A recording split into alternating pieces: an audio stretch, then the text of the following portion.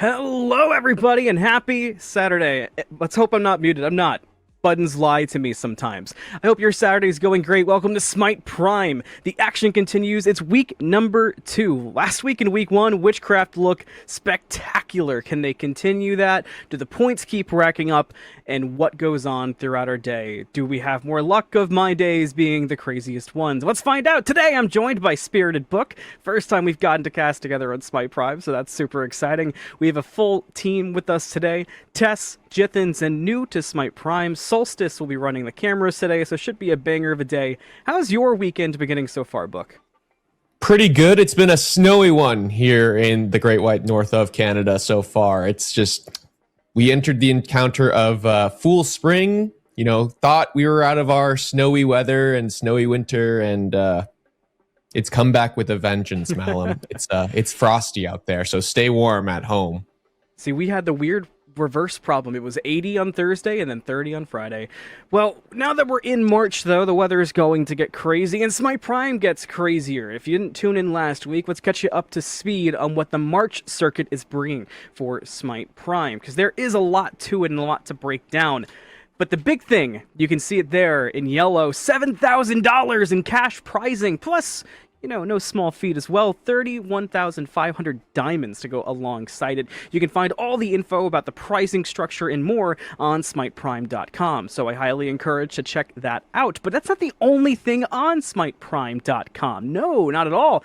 There's a new feature on there you might have seen hinted on Twitter, but that is merchandise being available thanks to the beautiful art that's been submitted through all those art contests. So you'll start to see more of that, so make sure you check out shop.smiteprime.com now to check out all this new merch. We have phone cases, pillows, and tumblers, which was my nickname in high school, desk mats, phone cases, you name it. They're all on shop.smiteprime.com. But that's the merchandise. We've hit on the graphics for March and what that's about. Let's talk teams and see our bracket for today. Book, I know you were studying up on the rosters up until the moment before we started. You've been so excited. So what do you see on the bracket so far? What jumps out at you? Yeah, obviously we'll have to keep an eye on Witchcraft and how they move through the bracket. They're definitely the team to watch right now, I think, in Smite Prime. Probably the best on the circuit. Obviously, we'll have to pay attention to the old roster that was clocked in. Still the same roster under... Oh, no, same name. They're still rocking it out here a little bit. So I think those are arguably our top 2 contenders, and what's fantastic is they're opposite sides of the bracket. This could be the finals that we see. But obviously, Smoke Break still hanging around as well. They're a team to watch playing from EU. Just a lot of rosters across the table that I feel like have potential to go the distance this week. It seems like teams are really starting to figure things out, but every time they do figure things out, meta-wise, Book, something changes drastically. And boy, have there been some drastic changes in these last couple of weeks in Smite 2. You can't even front-load dump the information because I'm sure it's going to be the talking point all day today of all the different things that have changed. But what's the baseline that you expect to see that's different, and what kind of things have changed? So obviously we've got a new god added to the roster.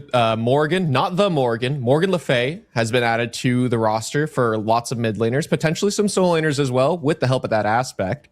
Excited to see how she kind of spices things up, because on release I was a little hesitant to say, man, this god's good, this god's OP. I feel like her damage was a little lackluster.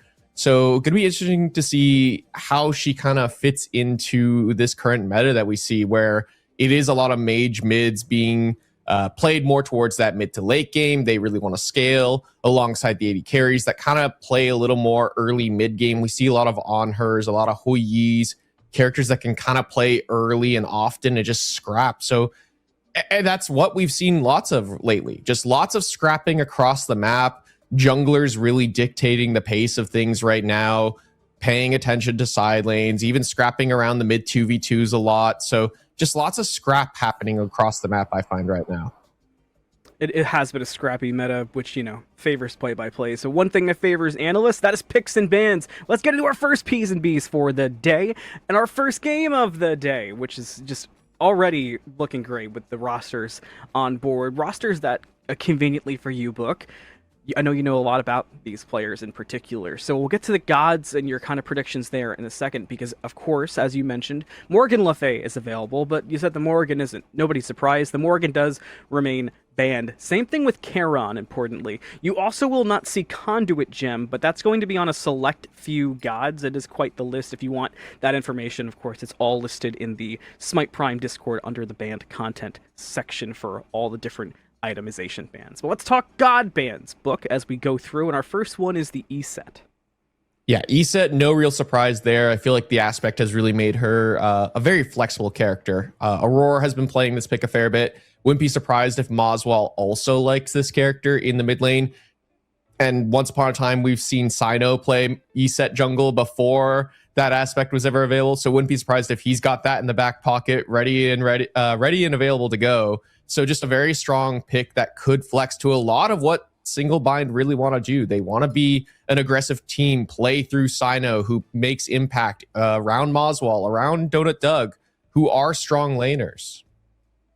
I'm surprised to see Single Bind ban the Naja. I just associate that so much so with Sino. I thought that might be a high priority pick. I know it hasn't been everybody's favorite god exactly since it's come out, but it's starting to kind of scoop back up a little bit. But just it's so synonymous with Sino. To see Single Bind be the one to ban it is intriguing to me. But that does open us up now. That is our 6 bans on the board. The Baron and Odin do follow. So our first pick is just around the corner, which is where things always get their spiciest. And you can see the consideration is there, book. Last second for predictions. I mean, Chiron's still very good and can kind of flex towards the mid lane and the AD carry role. Again, Morgan Le Fay still available between these two rosters. Sooslayer, I got to imagine, is someone who could go for it, but instead, not going to be the case.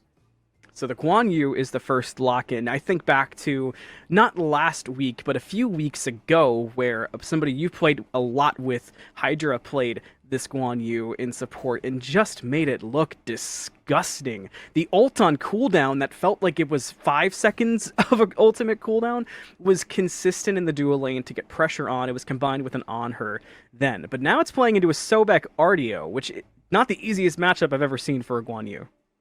No, for sure. I mean, Ardio going to be able to use that cripple field to lock down the Guan Yu. And I think these are two characters that I think do very well into Guan Yu. A bit of anti-heal on the Sobek as well is going to deny a lot of that sustain battle that this Guan Yu already wants to lean on.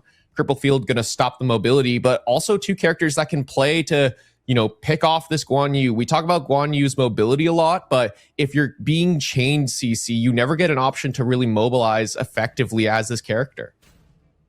The Osiris and the Uller do follow. So that's interesting to me also. It is, I kind of thought in the past when I've seen SnixJ, I wonder if you've had a similar experience. I feel like I've always seen the jungle pick kind of go towards the middle round, but to see it fall all the way to the final 2 picks for Take the Shot, especially in a meta that is seemingly so heavily defined right now by the jungler, by a lot of accounts on Twitter, which is obviously the best source of knowledge for Smite 2, to see the jungle pick fall so low is a little dicey for me. Yeah, I'm not the most surprised. I think there's a lot of options that junglers can go towards, despite it being a high priority role. I feel like the god pools are just so vast right now. I mean, SnixJ is still playing Thanatos. Sunprod's playing Odin. Not many people are really playing a lot of Odin right now, but he's still playing it. So I feel like there's just lots of options for junglers to even lean on. Even this Osiris and Guan Yu can arguably flex to the jungle. So can the Uller. So yeah, like I'm not surprised that 6J is kind of leaning maybe to hold off, try and go towards a Thanatos as an option. He really likes that character, and picking Thanatos in your top 3 kind of feels a little bad at times. I'm always down to see a Thanatos, so maybe there's a little bit of just favoritism coming from me, hoping to see it. Kali and Cupid, though, locked in on the other side. Kali is a character I feel like I haven't personally gotten to cast a lot in Smite Prime ever since she came out, going way back. Now going into a Merlin locked on the other side. Of the characters getting locked in, whether it's the Kali or something we just saw get grabbed, what are some strategies you're starting to see take their fill? I mean, it's all lockdown on the side of Single Bind. They just have so much denial of movement on the side against Take the Shot. The cripple field from the Cupid, the cripple field from Ardio, lockdown CC for the pluck knockup on the Sobek. Just so much lockdown CC, even the stun on Kali. so much interrupt and CC that can be used against Take the Shot to really deny a lot of the space that they want to take as this team that so far they just want to go in. The Guan Yu wants to use that ultimate, go in aggressively, find the stun, and that's the key target. You know, a lot of single target damage from this Uller, some good AoE follow-up damage from the Merlin is fantastic. Even follow-up damage from the Agni will be good as well to just follow up off of the CC. Really good call as well from you on the Uller most likely going to the jungle now. And that last pick for single bind, we are actually knowers of what it will be, despite the, the John Cena selection as the 5th pick. That is going to be a Shibalanke locked in for single bind. But I can show you, I can prove it. Let's head in a game, our first game of the day here on Smite Prime. Take the Shot versus single bind. One more time, I'm Malum. I'm with Spirited Book, Solstice, and Tess will be taking us through the action with birthday boy Jithin's behind the scene. I am gassed up for this one. It's been way too long for me here on Smite Prime to actually get to just sit back, watch a matchup like this, Book. But early lookings, because this is why I bring up that it's been a minute, things are already changing so much different in terms of starter items, what's selected, and I know support has been a heavy talking point over what they are going in starter items. Yeah, I mean, there's been a lot of discussion, not really leaning on those support items that we do see Aurora go towards. Instead, it's going to be the Sands of Time. Look at me with all the J-Reg. anime avatars. I could not point that out. Man, I've never felt so boring in my whole life. Primecasters, we're just such a type, man. What can we say? Just... Sorry, continue. It's fantastic. No, I mean, it makes... Hold on. Hold everything, actually. Cupid Jungle on the side of single bind. And it's going to be Kali ADC. I mean, Donut Doug loves this pick for Kali ADC, who hasn't gone for a starter item, and that's another interesting topic that we'll discuss in a minute. But instead, it's going to be Sino that's rocking Cupid Jungle here. And look, we see Hunter ADC, Hunter in the jungle lately a lot. We see it here with Snix J rocking the Uller. Cupid doesn't really fit that style at all. I'm kind of surprised to see it. The only thought process I have behind it is that Cupid is a great matchup in Uller. Solstice's first day on the job, and you can already tell that Solstice is stressing looking at the build path Donut Doug is going. Our spectator pointing out to us, no starter item, nothing but a sash for the Kali. What are our takes on that? I mean, starter items, we see it from time to time. I mean, Sunprod, I found recently hasn't been going towards starter items early, just using it as a means to get an early first item spike. And so that's what I would like to see Donut Doug do back pretty early on, especially because Kali doesn't really have the best early laning phase anyways, even if you are an ADC. I mean, against this lane, you're actually quite happy because of, Agni and Guan Yu isn't the highest pressure. Because you have a Sobek in your lane, you can exert that pressure, and you're able to just kind of take your time, look for an early item spike here if you're Donut Doug, and then try and leverage that idea. Maybe go towards a bit of a later starter item, doesn't have to go for an axe early on, can wait a while, maybe hit level 20, and then lean towards that starter item. All good things to take note of as we do get through the early portions of this game. You can see already both jungles have gotten active farming the other side of the jungle. We saw before that the Cupid had gone all the way back to the back camp of Take the Shot, and look where the Uller is right now, matching that energy and the pressure on the map. So both junglers getting active early, not being afraid of the map. I do want to also point out who we were just hovering. Slayer on the Merlin. That is a player and god combination that I've seen succeed in many an amateur league, as well as even the Founder Series when Merlin was just coming out into fruition. So I'm excited at the prospect of Slayer being able to get big damage numbers out. But what I find interesting is your very valid point to call the attention to how much lockdown single bind has. Merlin into lockdown kind of usually puts him into weird positions, doesn't it? Yeah, he kind of has to shift styles. Merlin often wants to play as this poke from a distance and then play all in, dashing aggressively, pops the stance switch, getting some good AoE damage off that. As we see a bit of a trade here, Snix. How the ultimate used, but off to the side, the damage is actually on the John Rowing, who does not have ult on. The slows are there, and the first blood goes to the Cupid jungle. Pay attention to me, indeed, says the Cupid. And Single Bind start the game off right and get a purple buff invade right after, going the way of the Kali and the Sobek. I mean, that's just the tried and true definition of a zoning ultimate from Sino in moments like that. He pops the ultimate on a Snyx, forces Snyx to have to back away. In moments like that, the call is made. Remikami says, we can go aggressive here. Look for the play on John Rowing, and it nets them first blood. Nice look there, especially for Remikami on this RDO. Really wants to get off to a good start with this Boomba's hammer that he's gone for as his starter. Going to struggle a little bit in terms of clearing the wave effectively. So I love this idea already. Getting the RDO off to a good start. Allow the Kali to just kind of hang out on this left-hand side. Keep farming up for level 20.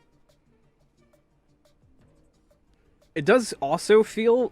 So on the back, Donut Doug grabbed Death's Toll to sort of start things up. It feels like if the rest of the map starts getting chaotic and pressured out, and it doesn't allow Take the Shot to play that potential hyper-aggression from Guan Yu we're used to, or take advantage of the Kali being slow to come online, that just benefits the Kali so much, and that's exactly what Donut Doug would want, ideally. Yeah, for sure. He wants to just kind of bide his time, wait a bit, get some items, get, around 2-3 items, as we do see John Rowing already rotating here to mid.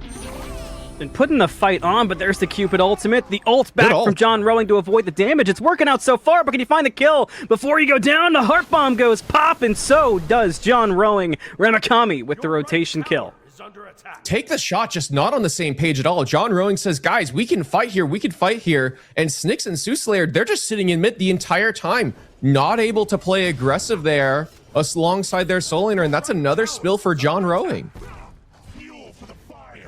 Rainfire not going to find the stun there onto Aurora. Does get the dash away. So far, coming up on 6 minutes, it's already a strong gold lead for Single Bind on top of the 2 kills.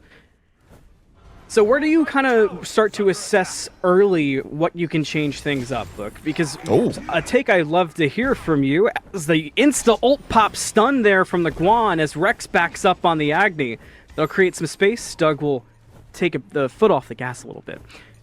I've always wanted to know from you, because I've heard from almost every analyst, it's my favorite questions to ask somebody when I first cast with them. The experience versus gold, what's your earliest time you start to take note of a lead, and when is the earliest you start to not panic, but really take note of it? Oh, Rex doesn't have beads. Could get caught. Should be okay. So, no, maybe execute. not. Where's the chomp? There's the chomp, but he gets away. Able to get a dash off. So it'll be A-okay. 96 health and a dream, and now it's a party in the duo lane. Aurora not celebrating, though. Slayer with the kill on the rotations. So Take the Shot, answering the many rotations we've seen so far this game and getting one for themselves. Yeah, nice little look there. To answer your question, I mean, moments like that where you're looking for a tempo play from Aurora and Doug, they go in aggressive trying to find a kill on the Rex. They can't find it, and that's good for Take the Shot. This is a composition where they want to play early and aggressive, and they want to get the ball rolling earlier than the side of Single Bind. If they go to the late game, you have a Kali and a X-Ball on the other side, as Rex has to play safe here, still doesn't have beads to him. It feels like Sino is playing this Cupid jungle how you would expect to see like a Thanatos play a jungle or a Thor. It's so aggressive, always trying to make a play happen. And now Single Bind are trying to make a play happen. On the Gold Fury, look how fast it's going down. It's almost dead already. The steal attempt, no good. Sino with the secure, a stun onto Aurora, but he's tanky enough to get away. And the first Gold Fury of the game goes to Single Bind. Good CC from Aurora there. Uller combo, one of the better secures in the game right now, and Aurora going to be able to deny that combo from going through. I feel like Snyx could have stolen that one away if he gets that 3-1 combo onto the Gold Fury. So nice little play from the support of Single Bind. He's used to making little plays like that, as we do see John Rowing on the way here to mid lane. Remikami still in right. The control point, always one of the big battles that we see in Smite Prime in particular. So far favoring Take the Shot, but Single Bind don't want to give it up that easily. You see the rotations are out from Solo too. Remikami will be there first, but John Rowing not lagging behind. Now it favors Bind. A stun out from Uller. Does that set up a play? Do you go in from there? Heart Bomb on the John Rowing makes the Osiris back away, who has so much poke on his head already. That gives the advantage to Single Bind, and it looks like they will indeed get the Moonlight favor. They win the ritual. Do they win a fight too? John Rowing still lagging behind, caught and stunned. Does he get dropped? He has the ult. Not going to land on anyone's head, just repositioned, but he repositioned deeper. Now John Rowing for the escape, and you can see the team trying to help him out, but now the Fields of Love are breaking hearts and might just take a name too. Down they go. 2 kills for Single Bind. Make it 4-1. Again, John Rowing just on his own there, trying to force a play to happen and take the shot, just not on the same page at all. Soothsayer, again, still just farming out in mid, and that's what he wants to do on this Merlin. He wants to scale, get a couple of items online. Actually has gone for the Staff of Mirrodin first item on the Merlin. Yeah, it's an interesting idea here, but, I mean, again, John Rowing just overforces the play, trying to make something happen. Cupid ultimate comes back up, and anytime that ultimate is up, Take the Shot are not allowed to play the game. They cannot play aggressive into this composition of Ardio lockdown, Cupid lockdown. Moswell doesn't need a lot of CC. He's just got the damage to boot on this X-Ball with the aspect, and he loves this character. It's so much damage off the darts and the dash combo that's available to him. So I know your area of expertise as an analyst is lie in ADC, so because the build paths are distinct between both of these ADCs right now, I was wondering if you wanted to take a second and kind of compare and contrast what we've got. Yeah, Kali's going to go full auto attack here and Fatalis and try and hyper carry the game. And I think that makes just a lot of sense to how Donut Doug has played so far on this left-hand side. Farmed consistently. As we see aggressive play by Soothsayer, gets the beats pulled. Slayer might just get farmed himself. You're gonna drop the flames, but I don't know how you're gonna make it through this one. I think Slayer knows the same thing. Chomp chomp, down he goes. Aurora just tries to give his mid laner the kill there, but can't do it, so has to get it himself. A nice little pluck there on a J-Rag. Catches the Guan Yu, gets the knockback too, but you can see that Single Bind not rushing yet. You see why? They have rotations out, 4 members deep in the jungle to take the shot. The Guan Yu sees it, but a good axe from SnixJ helps create the space needed for the dual lane to get away. A nice aggressive play there, and Single Bind, they have not let off the gas at all. They've got themselves an early lead on this right-hand side, and they've been back here consistently. Again, now they're looking for John Rowing over here. See, Cupid has the ultimate. Frustrating time to be the Osiris, I'm sure. Ultimate's online, but look how much damage you take. You can't even press 4 when you die that quickly. A killing spree for Sino on the Cupid jungle, and you talked about the lockdown of Single Bind, and they must have heard you. They have used that to a T, and it's gotten them a pretty significant lead for 12 minutes. We talked about where things start to get scary. You start to panic. If you're looking at a combined 8,000 golden experience differential before you hit 12 minutes, then it's definitely time to reassess things. Yeah, and I love what Single Bind are consistently doing. You know, Remikami helps get that kill there on the right-hand side, but they allow Sino to be the one to push on this Hunter who wants to spend some time scaling. Aurora on his own here, but has Aegis. That early Aegis buys some time for backup to arrive in the form of everybody, basically. Oh, look at the damage being put back. Goodbye to SnixJ. Make it a double for Doug. The Kali's hitting hard now. Time for Slayer to run to in the Merlin. Rex shows face, but maybe you shouldn't, because the X-Ball has enough, and the darts find a home. Rex will fall. Slayer joins 4. Dead. Single Bind have him in just that and take the shot. Can make nothing happen. Second gold fairy of the game goes down to Single Bind, and they grow their lead even further. At the very least, John Rowing does get to spend some time here on the right-hand side, farming safely, looking for some potential invades here, but not going to find it. Instead, just going to have to settle for the waves and maybe some tower poke here. But yeah, unfortunate for Take the Shot. They're just all split up there. Donut Doug has free access to walk forward with this Fatalis that he's picked up pretty early on, and that's the power of this Kali. If you get ahead, if you allow the Kali to just farm it out, get these kind of items where they can just hyper carry fights, it's going to be a tough one for Take the Shot to even get back in it. Another gank on John Rowing, this time by Moswall, traveling over from mid to look for the Osiris. Aurora here too.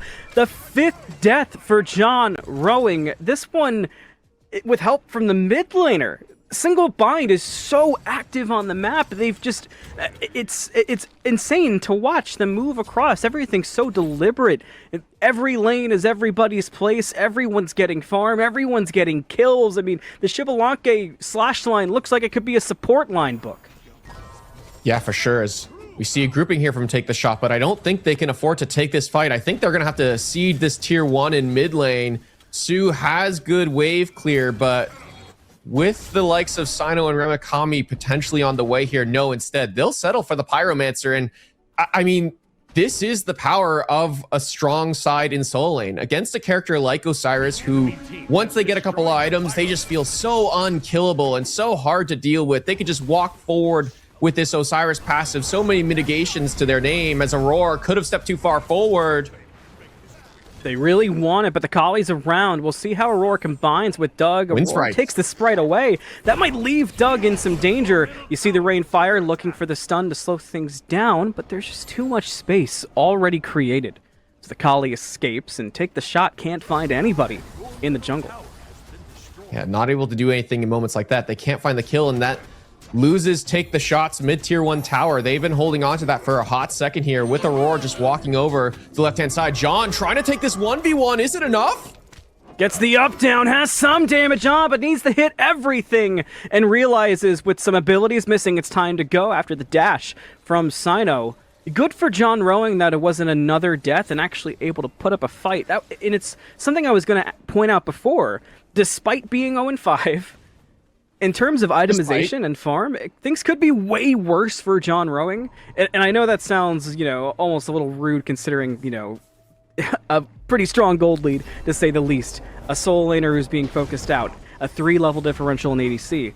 But the fact that you're not 10 levels behind and you've been focused out like that, the fact you're still getting some farmed, you're still trying to make some picks happen, Take the Shot haven't just rolled over and died quite yet. No, they're still looking for avenues. You can actually see here, John Rowing is hovering this left-hand side. I feel like Take the Shot realized that this game is starting to get a little out of hand, and if they just sit back and let the game keep going the way it is, they're just going to lose. So they're looking for any potential play here. That's why you see Sooslayer and Snyx also in the enemy jungle on this left-hand side. They're just looking for whatever they can find, whether it's a bit of farm being taken away from the side of Single Bind's jungler, whether it's this tier 1 tower on the left-hand side. Any gold that can go your way is what Take the Shot are looking for right now, especially with Gold Fury due to spawn here. I do like the mentality change, but I'm scared for 2 reasons. That level 17 Kali on the left-hand side, of course, John Rowing getting pressured out as well. Doug jumping around, but look at the positioning. The further Take the Shot retreat, the more Doug is lying in wait. But aware and a knower is Slayer. That will slow things down. Now the stun on. Doug will jump away, but John Rowing has been chased to the tier 2. Rooted. Does he get booted? Not so far. Remakami's got to back up. Moswall low. John Rowing annoyed, I'm sure. Yeah, for sure. Oh, John Rowing... Are they going back in? No way. Okay. I saw the little heads getting way too close to each other for how much Take the Shot just tried to escape. I got jump scared. Yeah, we'll see Sino head to this right-hand side. Fire Giant available, so is Gold Fury. Both are viable options for the side of Single Bind. They'll settle for the Gold Fury with Moswell on the way. And I agree, this level 17 Kali is scary for Take the Shot. One of the true hyper carries in Smite 2, as Aurora, again, is just at the enemy speed buff. Has Aegis, the wind sprites, the dash. He should be okay here. Third Gold Fury of the game goes to Single Bind as well, so Aurora gets the attention and takes away any chance of Take the Shot seeing that gold. A root on, but another Rainfire to separate. Oh. A horse gets used. So Guan's ult is down. John Rowing steps up. Midpoint contest. John Rowing almost dead. My goodness. Already potentially forced out of the fight. Slayer tries to respond. The whole squad is here for Take the Shot, but what can they make happen against Single Bind, who has controlled this whole game? You got a little bit of poke. Is that enough? A stun on? Is that a kill? Not quite, but Remakami could be TKO'd. Another answer back. Another attempt to get that control point. You see the damage coming on from Merlin in the backline. It's okay so far. SnyxJ has to back up and take the shot. Unfortunately, for the blue side, will concede the control point. I mean, yeah, but that's a nice little look there from Take the Shot. You can see the sustain starting to come through here and how much AoE damage Take the Shot had between these two carries of Merlin and Agni, as well as some decent lockdown CC of their own. A two-man stun onto the carries was fantastic to allow SnixJ to get some good damage off there. Snix himself is also doing a good chunk of damage to this front line. The RDO just not able to stand and fight there. So nice little look there from Take the Shot. Yeah, despite being down 10,000 gold, it feels like there is an opportunity for them if Single Bind commit all their resources to the Fire Giant, for example, and don't decide to look and turn and burn for the fight. I feel like there's a very real opportunity for Take the Shot to look for some picks there around the objectives. Some important shutdown gold to their name is what they need right now. I think the scariest thing for Take the Shot is while you're making good calls, it has been smart to slow things down, take steps back, not overexert yourself. Like you said, the Fire Giant goes down. All it's going to take from Single Bind is just one fight where you have the moxie and the potential to step through that front line and take things down. Fire's already down to half. You can see no answer from Take the Shot because as you try to step up, you just take more damage. Matter of fact, Rex could be caught out looking. Fire Giant will go down. The dagger will go and pocket the Donut Doug. Why wouldn't it? And here comes Single Bind. They're on the way forward here. Big Cupid ult. They're going to engage, but they can't find it. Nice little displacement to get away, but Donut Doug split pushing on the right-hand side all the while. Bringing that minion wave up could mean, if this goes bad, could be the game in before 20 minutes. And Take the Shot know that. They're going to rotate over to right, try to defend things out. They get the damage on to try to get the wave down. And Single Bind have got to slow things down to take back control. They do it okay so far. Phoenix has taken about half damage. In goes John Rowing, trying to make that hero play happen. A lot of CC, a lot of damage, but it turns back, and Donut Doug starts slinging autos with Moswall. And the double ADC start doing what they're meant to do. The Gatling guns come through, and Take the Shot lose 3 members, and Single Bind might just take their shot to take the game. Onto the Titan they go. Slayer with not much of an answer. Titan down to half. He gets plucked out and dropped. Doug gets another one. The Titan can't stand. SnixJ won't be able to save that. A dagger for good measure. Down will go Snix. Aurora will fall on the way out the door, but the Titan falls. Single Bind takes the game. Too much damage, or sorry, not enough damage on the side of Take the Shot there. Despite all the CC on the frontliners, on the backliners, it just isn't enough. The lead was too great there and just couldn't find the way back into the game. Just let the game get out of control too early on. The best thing to make a comeback feel possible is when the other team doesn't fight you. When all of a sudden a team realizes, oh wait, we just kill, and that's when games get out of control. But that's our first game of a day that's going to be full of games here on Smite Prime. So we'll be right back after this short break. Don't go anywhere in the meantime. Hello everybody, welcome back to Smite Prime. The games continue. Game number 1 is in the rear view, and wow, a bind is one way to describe it for sure for Take the Shot. I'm Mal, still joined by Spirited Book to recap our first game, and as we move on into our second game, and Book, I'm sure you have many takeaways from our first game of the day, not just for that specific game and those players, but how it affects our day going forward. Yeah, I mean, obviously I think arguably the better team moves on throughout the bracket. Another scary competitor moving on in Single Bind, obviously through the power of the Cupid Jungle, a pick I'm kind of surprised to see. A very odd build, Golden Blade, Avenging Blade, Brawler's Beatstick here for the Cupid. And a part of it to me is just Take the Shot, not on the same page around their mid fights early on. They allowed the Cupid to just get ahead early. Fighting into a Cupid who has ultimate in the jungle is never a good sign in the early game. They had a really hard time fighting around the AoE space control of Single Bind. Yeah, I think that is the biggest thing. And you called it from the very beginning. You talked about the lockdown of Single Bind, and it was just as effective as we thought, if not more, because, again, you touched on it, but the Cupid jungle was so surprising. Don't go play it in your games quite yet. Let's see how the day progresses and what else gets picked up in the jungle. But Donut Doug as well, by the way, on the Kali, just looked nasty. It felt like Doug was moments away from one of those Kali moments, you know, the ramp up, you can't stop her, she's chaining her targets and things get out of control. It was one of those games for Doug. And it all started in solo with the pressure to John Rowing, which, I mean, that's tough to kind of bounce back from, but you talked about this early as well. Could have been worse in terms of farm, but pick-wise, Book, as we look at our bracket and kind of see the games that we have coming up next, as we'll be watching Smoke Break versus Mushroom Kingdom, what picks stood out to you and do you expect to see as we continue through? I wouldn't be surprised to see we see a little more of the likes of the Osiris. I feel like we see a fair bit of that as of late. That character that can kind of stand tall in the front line and not really die as long as he doesn't have to worry about exactly what happened in that game, where the jungler just pays all the attention to the solo side, as well as the RDO. I think RDO is seeing a lot of play right now. A similar idea can be that heavy presence at the front of a team fight, as well as just bring a lot of CC in fights. Well, we've got our picks and bans ready for Mushroom Kingdom versus Smoke Break, so we'll see just how on point that analysis is. So far, your streak's good today, Book, but we'll see if you can keep it up, keep up the momentum. The whole team's been on it, but what about these teams? Of course, Banco adapting, Sap7, Dardes, and Streak is quite the roster. We've seen them perform. Obviously, it lands throughout the history of Smite in general, but as well as in Smite 2. But on the other side, Mushroom Kingdom, a team with some names where if this was your first Smite 2 game you're tuning into, you would say on paper this should be an absolute stomp for Smoke Break. But Book, as somebody who's more involved with the scene, I know, as I do, you look at this and things are a little bit closer than they appear. Yeah, I feel like Smite 2 has kind of leveled the playing field as of late. We're seeing a lot more of these newer talented players come up through the scene and really compete against these top-end rosters. That being said, I'm giving it all to adapting here. I think he's playing so well right now on Smite 2. I'm going to be gassing him up this entire cast.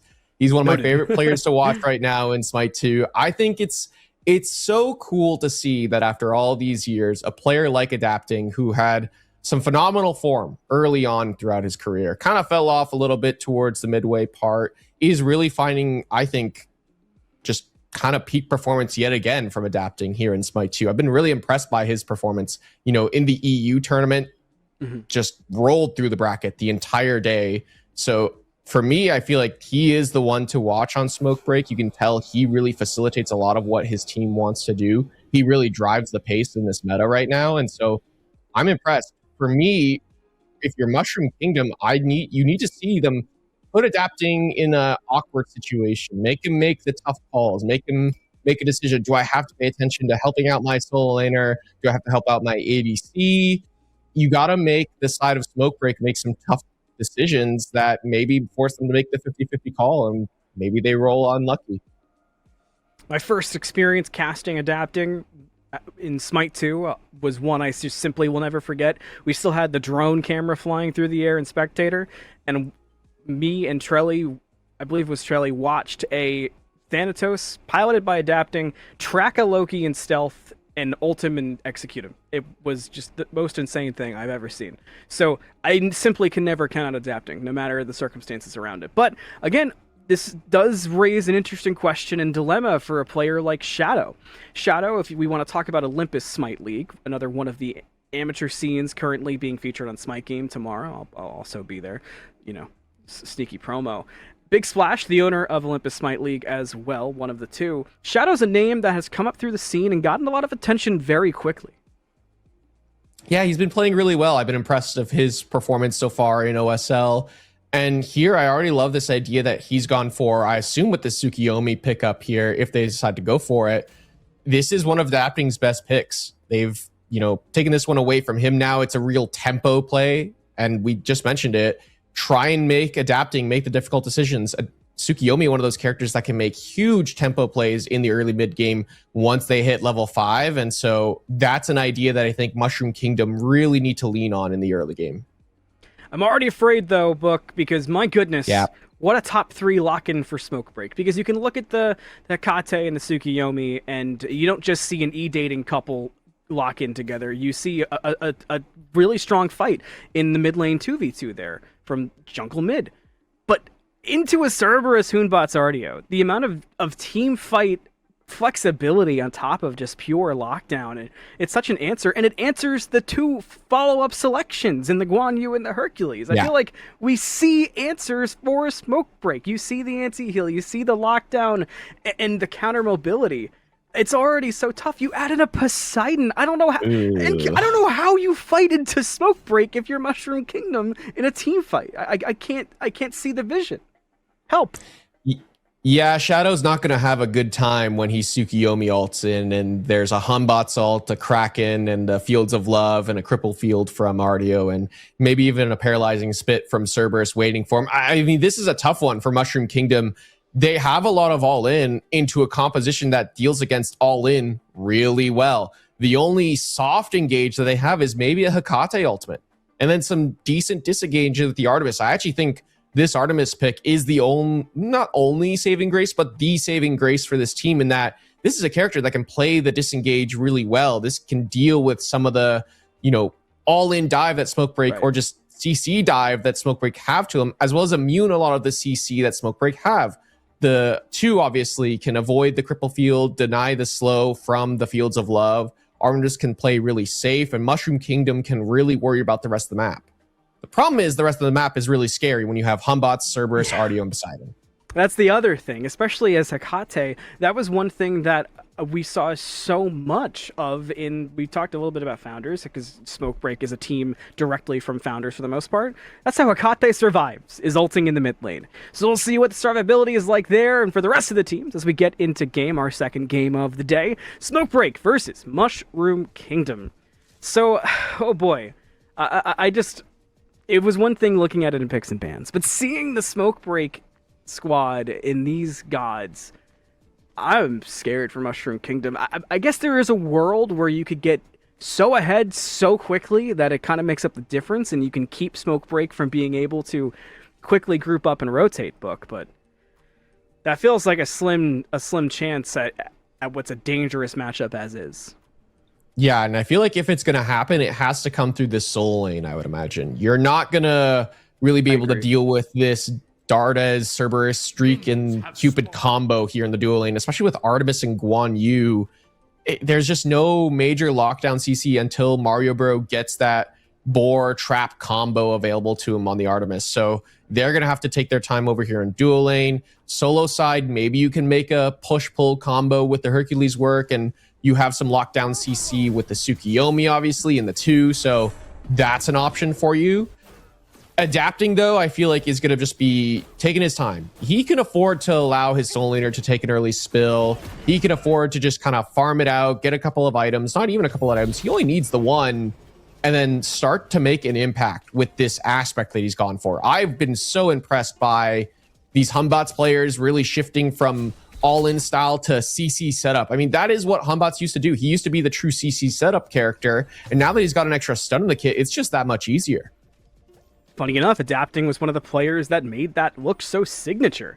We were so accustomed to, in the early days of competitive Smite, being like, oh, it's the Fenrir Nemesis hypercarry time, but then randomly during regular season games, the Humbots would come out, and you'd all of a sudden start seeing in your ranked games, and nobody could replicate the performance because that CC was so much more unique. That lockdown was unique to how Adapting and a few others could pilot the character. But I really like your call out to the solo lane, and my reasoning for that, Big Splash, aka Snoozism, on this Hercules is somebody you have to play through. And in the amateur scene that we've talked about, that's a very popular player and a very talented player, but so far I've seen Big Splash a few times in Smite Prime, as well as in some other scenarios where you go up against a big name and Big Splash, sometimes gets first blooded, he gets soloed out, and then catches up a little bit later, but you don't have that early advantage that you quite want. Stun out, B, it's forced.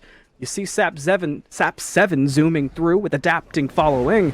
Can you find the kill on a Shadow who turned the corner? There's the blink from Adapting. Holding abilities, there's the up down. Needs the damage, gets it. First blood for Adapting. Now turns to help out Sap and bring down Shadow. They put all their attention on the Tsukiyomi, but the Whirlpool, not good enough. And this is just a 2v2 that can't fight this. I mean, Tsukiyomi, Hecate, they want levels. They want some abilities leveled up here before they really take a scrap. There's so much early game presence in the Humbots and the Poseidon just off of their abilities being at one level. The cripple field and the slow off of the Whirlpool from Poseidon. The just stun from Humbots is already so effective. It pulls the beads from the Hecate, who just can't fight early. And now Streak and Dardes playing aggressive in the dual lane. Perfect use of the Aegis, though, to help survive. Without that, simply dead if you're Mario Pro. So great use of the Relic. That's why you pick it up in that instance. All right, so we've already starting to see how things are going to play out, where focus is going to be put, and you talked Mid about lane. the trouble for the Tsukiyomi. Yeah, Sap 7 so pushed up. I mean, level 5, but you might have to Kraken soon. There's the Kraken, but the beads will help out. Good The mez. Mez, the damage. Sap is still alive somehow. Adapting's here for backup. Oh, Gets the jump, gets the no. stun, gets one. There's no way. You've got to be kidding me. Sap 7 will hop away having survived. Thank your junglers. My goodness, what a save by Adapting. Man, that's really bad. I feel like if they get that kill there, they get a lot closer to level 5. And then maybe the likes of Shadow and Chang'e Best can turn it around onto Adapting as well. Right-hand side, big splash, has to beat to get away from the slow from Benko, but the blue buff invade, it'll be successful by Smoke Break. Adapting looks clean so far in this game. That's going to be a problem for Mushroom Kingdom because now Shadow has been slowed down on, as you just called out, would have been a big pickup. You get that ultimate, you get that kill, Adapting doesn't rotate. You can then turn that into pressure somewhere else. You could have joined the fight over the Firebrands to help out the Hercules. You could have looked for a rotation over to the dual lane. Now all of that is slowed down. You have to go farm out for level 5 the old-fashioned way, like some kind of peasant, and everything just gets put back a little more. And all the while, Spirit Book, Smoke Break, they go up 2k gold. Yeah, just 4.5 minutes in, 2k gold. A nice little cushion for the likes of Smoke Break, especially because this is a composition that, you know, does fall off. I think if Mushroom Kingdom get to the late game, they get level 20s, they should just win the game. They have so much damage in kit. They have some decent CC from a distance. It's very all in, sure, but you get there, you're in a good spot. Mario Bro just getting executed here. Speaking of the all-in, executed indeed. I didn't know that Fields of Love was an insta-pop like that. Meanwhile, as well, in the mid lane, another kill for Sap 7. The mid lane now responsible for so many kills for the side of Smoke Break, 3 in total combined. So the pressure is getting put on everywhere. Now you've got duo lane getting involved as well for Smoke Break. You're up 4-0. Why not go over to the Gold Fury and attempt to get it for what could be free? The Tsukiyomi and the Guan Yu close by, 500 health. Koja Fox cannot get there. The Gold Fury goes to Smoke Break. Everything's looking blue right now. Dardes might be caught too. I think he's okay. Dardes, very comfortable back in the support role, is actually going to stand tall, fight against Koja as Mario Bro getting run down by Adapting here.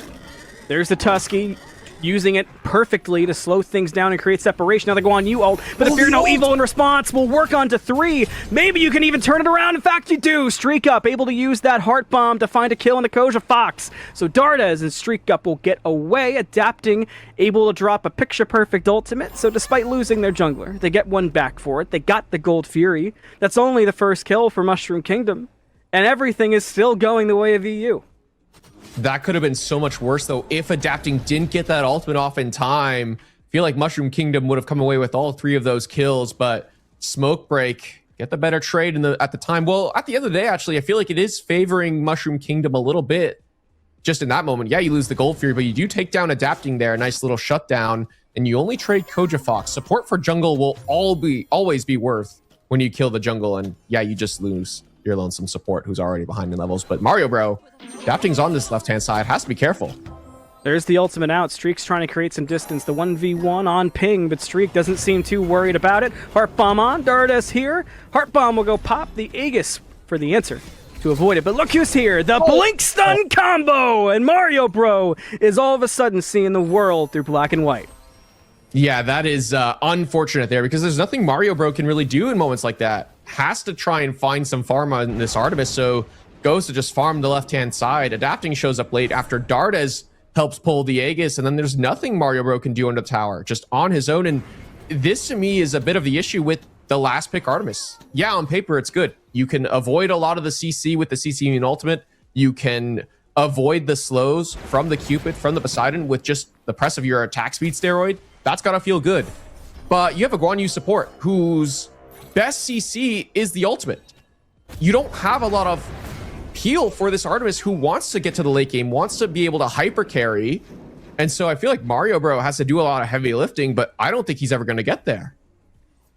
I'm with you, especially now, just getting so focused out and put further and further behind. You see that damage and the ultimate on to Shadow already brought back, will be dead, because the Fear No Evil was waiting.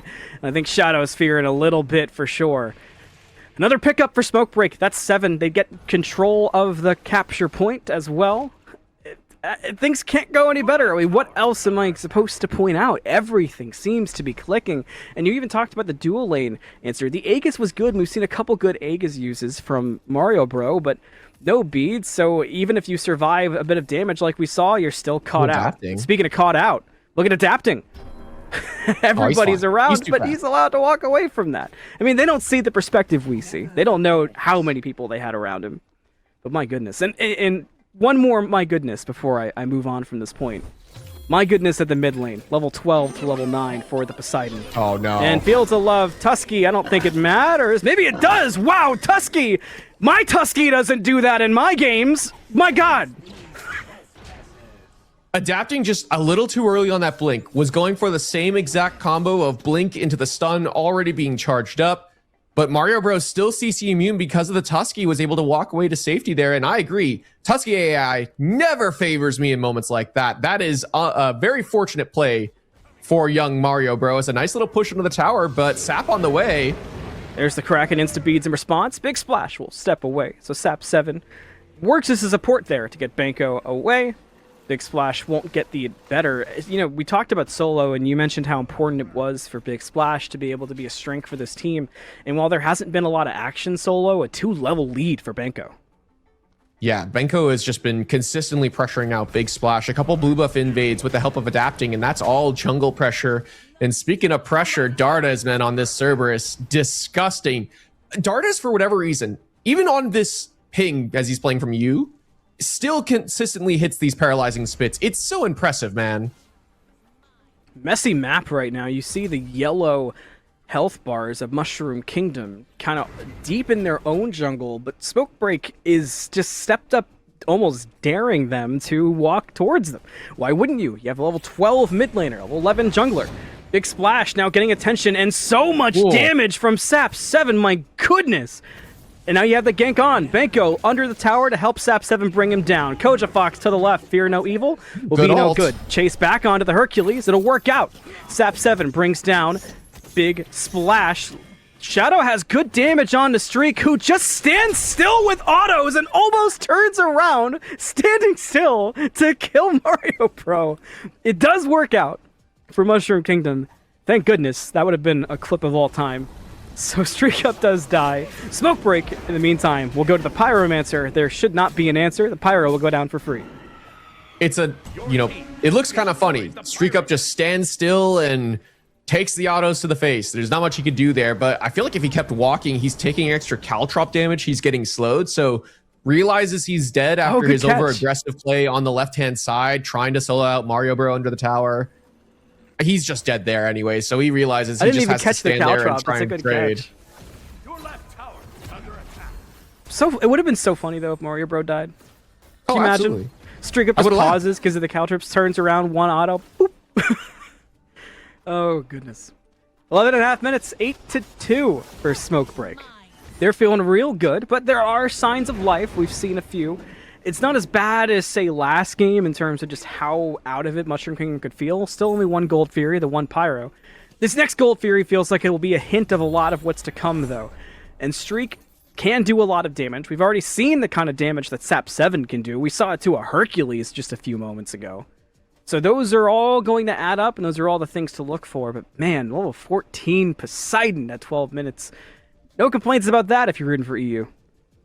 No, and actually, I feel like he's just going to go for an execution play under the tower here. Already, Banko is stepping up, pushing that wave in. Not sure there's much Big Splash could do. He's already spotted it out. I think he's probably just dead here. So Gold 3 will be pulled by Mushroom Kingdom. The tower goes down. The chase is on. The faster you kill, the better. Oh, yeah, a good push. Wow. Yeah, I mean, look, he's dead, but could have looked worse. Meanwhile, Gold Fury being done. Below half. Smoke Break, half the fight, half the ultimates out. The combo works. Big circles in Smite. Who'd have thunk it?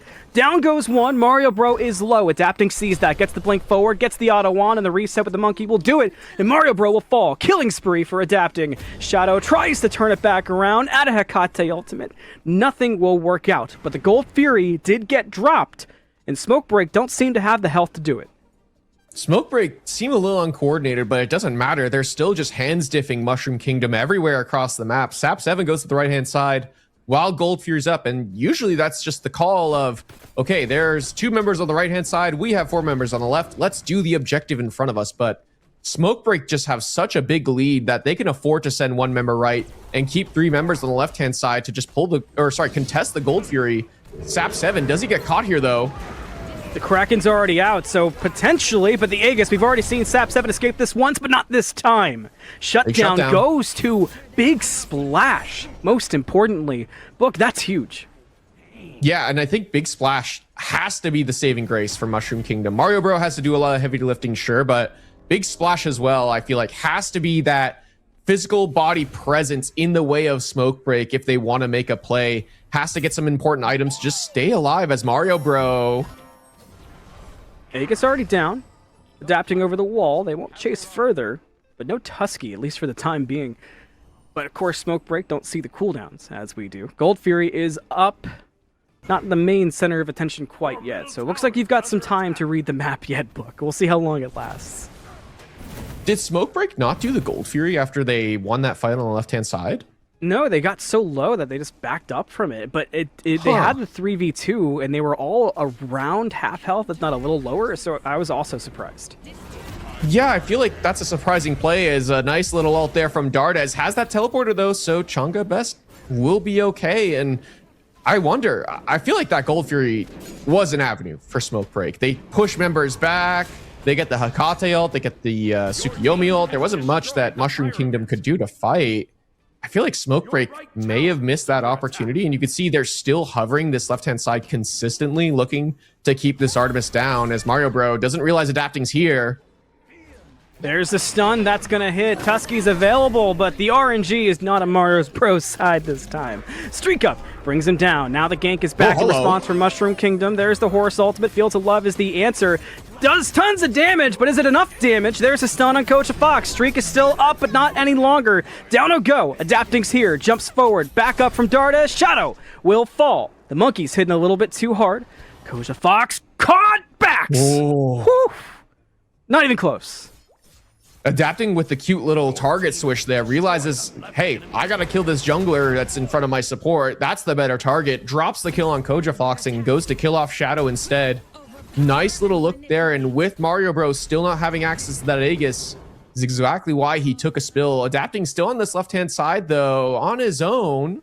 2v1, not looking great so far. Has to jump away and will be A-okay.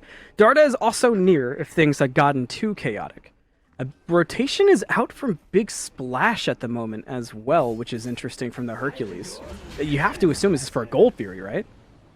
Gold Fury or the Moonlight Ritual that is due to spawn here in 25 seconds. So that is probably why they're grouping. Send Shadow to the right-hand side as Shadow is down 3 levels. Allow him to get a little bit of extra farm in his pocket here. Some gold and experience. Very much needed for this Tsukiyomi, who's actually going a very different build than what we're used to seeing. Usually we see Tsukiyomi really lead on full strength builds, but actually has a split build. Transcendence, Book of Thoth. So it's going to be a ton of power behind the Tsukiyomi abilities, but I don't know, man. I feel like this just delays your power spike so much. Well, there's the Gold Fury I mentioned, but maybe this is why you don't listen to play-by-plays. Oh. The Wombo combo brings 3 back, and oh my goodness, they're getting blown up. Adapting, though, will be in front of 2. Has to jump away. Could be caught in that Kate ultimate. Will blink to reposition. Didn't quite need to, but he got out anyway. But the big thing is, 2 members of Smoke Break just stopped the Gold Fury, and they still get one for free, and it was the worst member it could have been for Mushroom Kingdom, as Shadow will go down. A bomb onto the tower, that will fall quickly to jump away from Adapting after. You see Mushroom Kingdom want the chase, but they just can't follow. Weird plays, but it works out, Book. Yeah, Adapting not having ult there to follow up off of Dardes' 3-man ultimate. Just unfortunate for the side of Smoke Break, but it works out anyways. Mushroom Kingdom, you can see they're trying for plays like this, but I don't know if you can commit everything to support. But with no members nearby, Dardes surely has to take a spill here.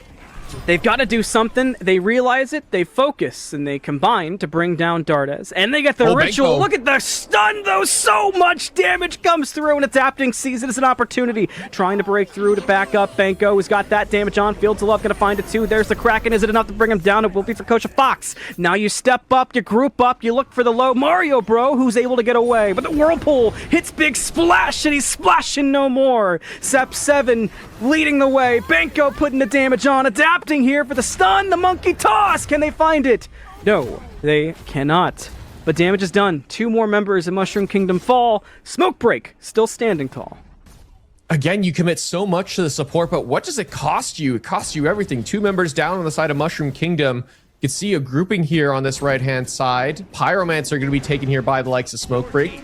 Fire Giant available, but I still feel like it's a little too early in the game here. But it doesn't matter. Adapting going to find another kill here in the enemy jungle. Mario Bro on his own has ultimate, but I don't think he's going to kill him.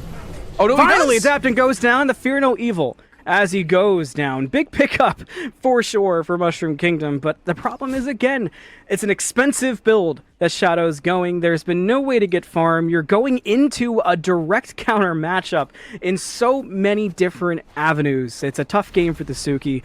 The Hercules hasn't come online yet. Mario Bro is starting to get there, but it might be too little too late.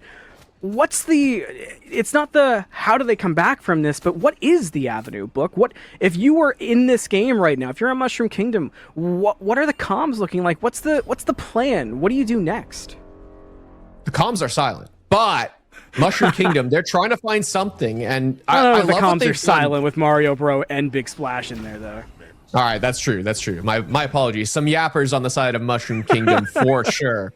However, I do feel like they are, doing a good job. Mario Bro punishing the mistake of Adapting, of going a little too far forward. Yeah, Adapting kills the jungler, but a kill onto the Artemis, a ton of gold from Adapting's shutdown, gonna go in Mario Bro's direction, who is still got to get some items online. Streaks on 4, Mario Bro on 2, working towards what I believe is a kin size here. So once they have that, gonna do some decent damage towards the likes of Benko and Dardes, who are just heavily frontlining here. Oh no! Double kill! So much damage! They just got exploded by Sap 7. The smoke break is for Koja Fox and Shadow. Oh no, get him a cigarette. Adapting in a 1v2 here on the left-hand side, looking for the members of Mushroom Kingdom, but maybe he gets punished by the boar.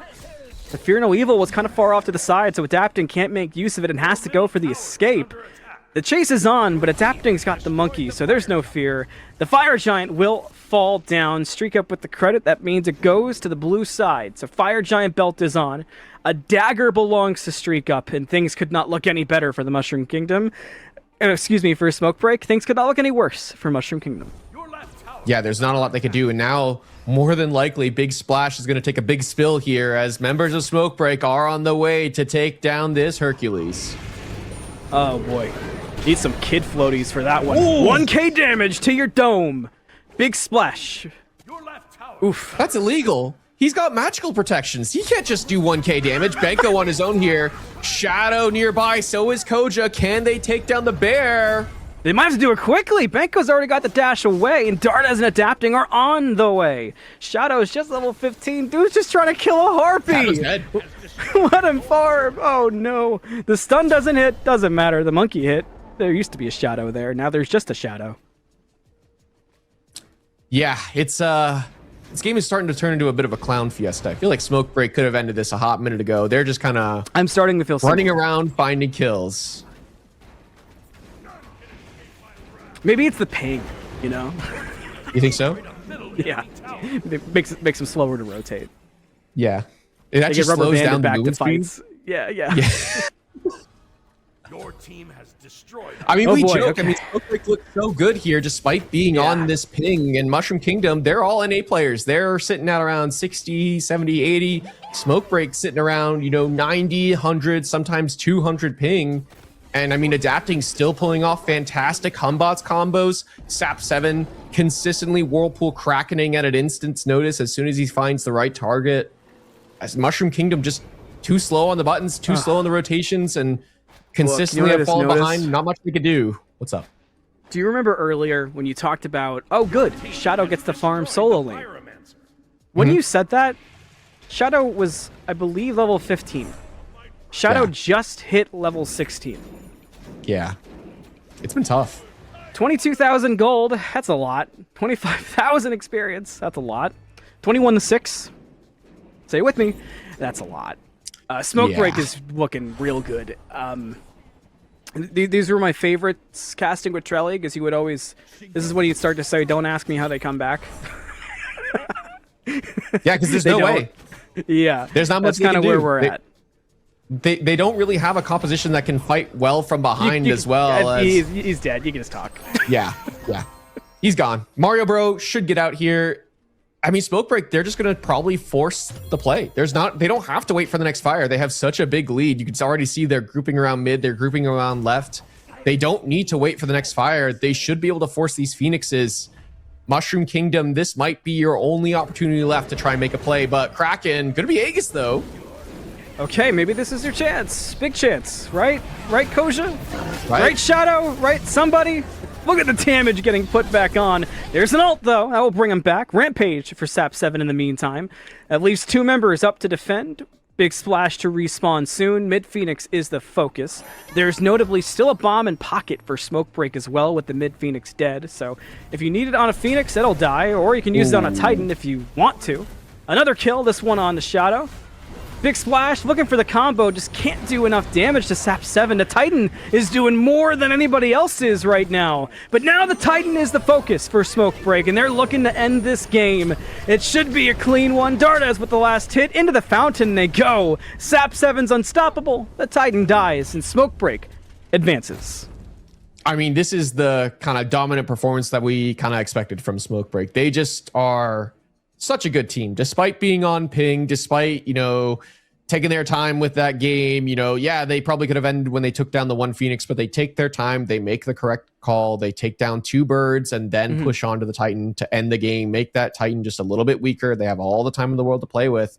And I hate to say it, but a lot of that entire game happens because of the early game mid 2v2 that just went so wrong for, just unfortunate for the Kate and Tsukiyomi. They don't win that early 2v2 fight against the Humbots and Poseidon. At least Big Splash still has Associated Press to look forward to tonight in OSL. But that's going to do it for that game. We'll be right back on Smite Prime with more games, more brackets, more fun. Do not go anywhere. Boo! We're already back. Hope you didn't leave. We're moving quickly through the day as the games continue. We do have a banger coming up, so stick around for sure as we recap the game we just saw, which was our second game of the day, where Smoke Break, they were trying to rush to their Smoke Break Spirited Book. They were trying to get there quickly, and boy did they succeed. They looked fantastic. I mean, who can't you talk about realistically from the side of Smoke Break? Yeah. Mushroom Kingdom just could not get the ball rolling, unfortunately. It goes back to picks and bans, where a lot of times when you go up against experience, and you and I were talking about this off air just now, when you go up against experience, a lot of times you do lose the game in picks and bans, unfortunately. Yeah, I mean, it's unfortunate for Mushroom Kingdom. I mean, you mentioned it again just now. Like, it feels like these teams, and this is what happened to Clocked In, I feel like, last season, is teams just would not ban the characters that they needed to worry about for their own composition to work. You look at this Smoke Break composition, Artio and Cerberus just get to sit in the front line and do whatever they want. There's no one on Mushroom Kingdom to deal with them except for the Artemis, but Artemis has got to spend a lot of time farming it out, getting some items to actually be impactful and kill this front line. Versus across the way, Smoke Break, they can fight from minute 1 and still be impactful at minute 20, 25, 30, 40 if it goes to that point. They're still going to have a Humbot Salt. They're still going to have the Poseidon Whirlpool knock-up damage combo that's going to be effective. Fields of Love, that'll cripple Field. This is a composition that can play at all stages of the game. Yeah, it just it goes back to the same point over and over. That sometimes one of the hardest things to learn in competitive settings is that you just have to not overthink, because you get to a point where everybody's so good. You need to focus on the things that are priorities for everybody, not just on the name behind whatever you're playing against. And I think Mushroom Kingdom has a lot they can look back on from this and learn from going forward, and they certainly have the talent to do so. But Smoke Break, they're Smoke Break. They are names you expect to see succeed, and succeed they did. But what else is going on? How's the bracket shaping up, you might ask? Oh, I think production has an answer on how that bracket is shaping up. And our next matchup is a straight up banger. You see top of the bracket there? 1v8, Lucky 13, happy Friday the 13th from yesterday. Witchcraft and Clown Fiesta. Between the names, the lucky number, this week having a Friday the 13th book, this might be the game of all games, potentially, coming up here. Yeah, Clown Fiesta, obviously that roster once upon a time of rival back in seasons 4 and 5. You know, we got members like Kalas, Wolfie, and Ice from those rosters. A new ADC in Ragna and a different soul laner in Game Hunter. And they're going against, you know, arguably the top team on the block right now, Witchcraft. That's the Zapman Sunprod roster.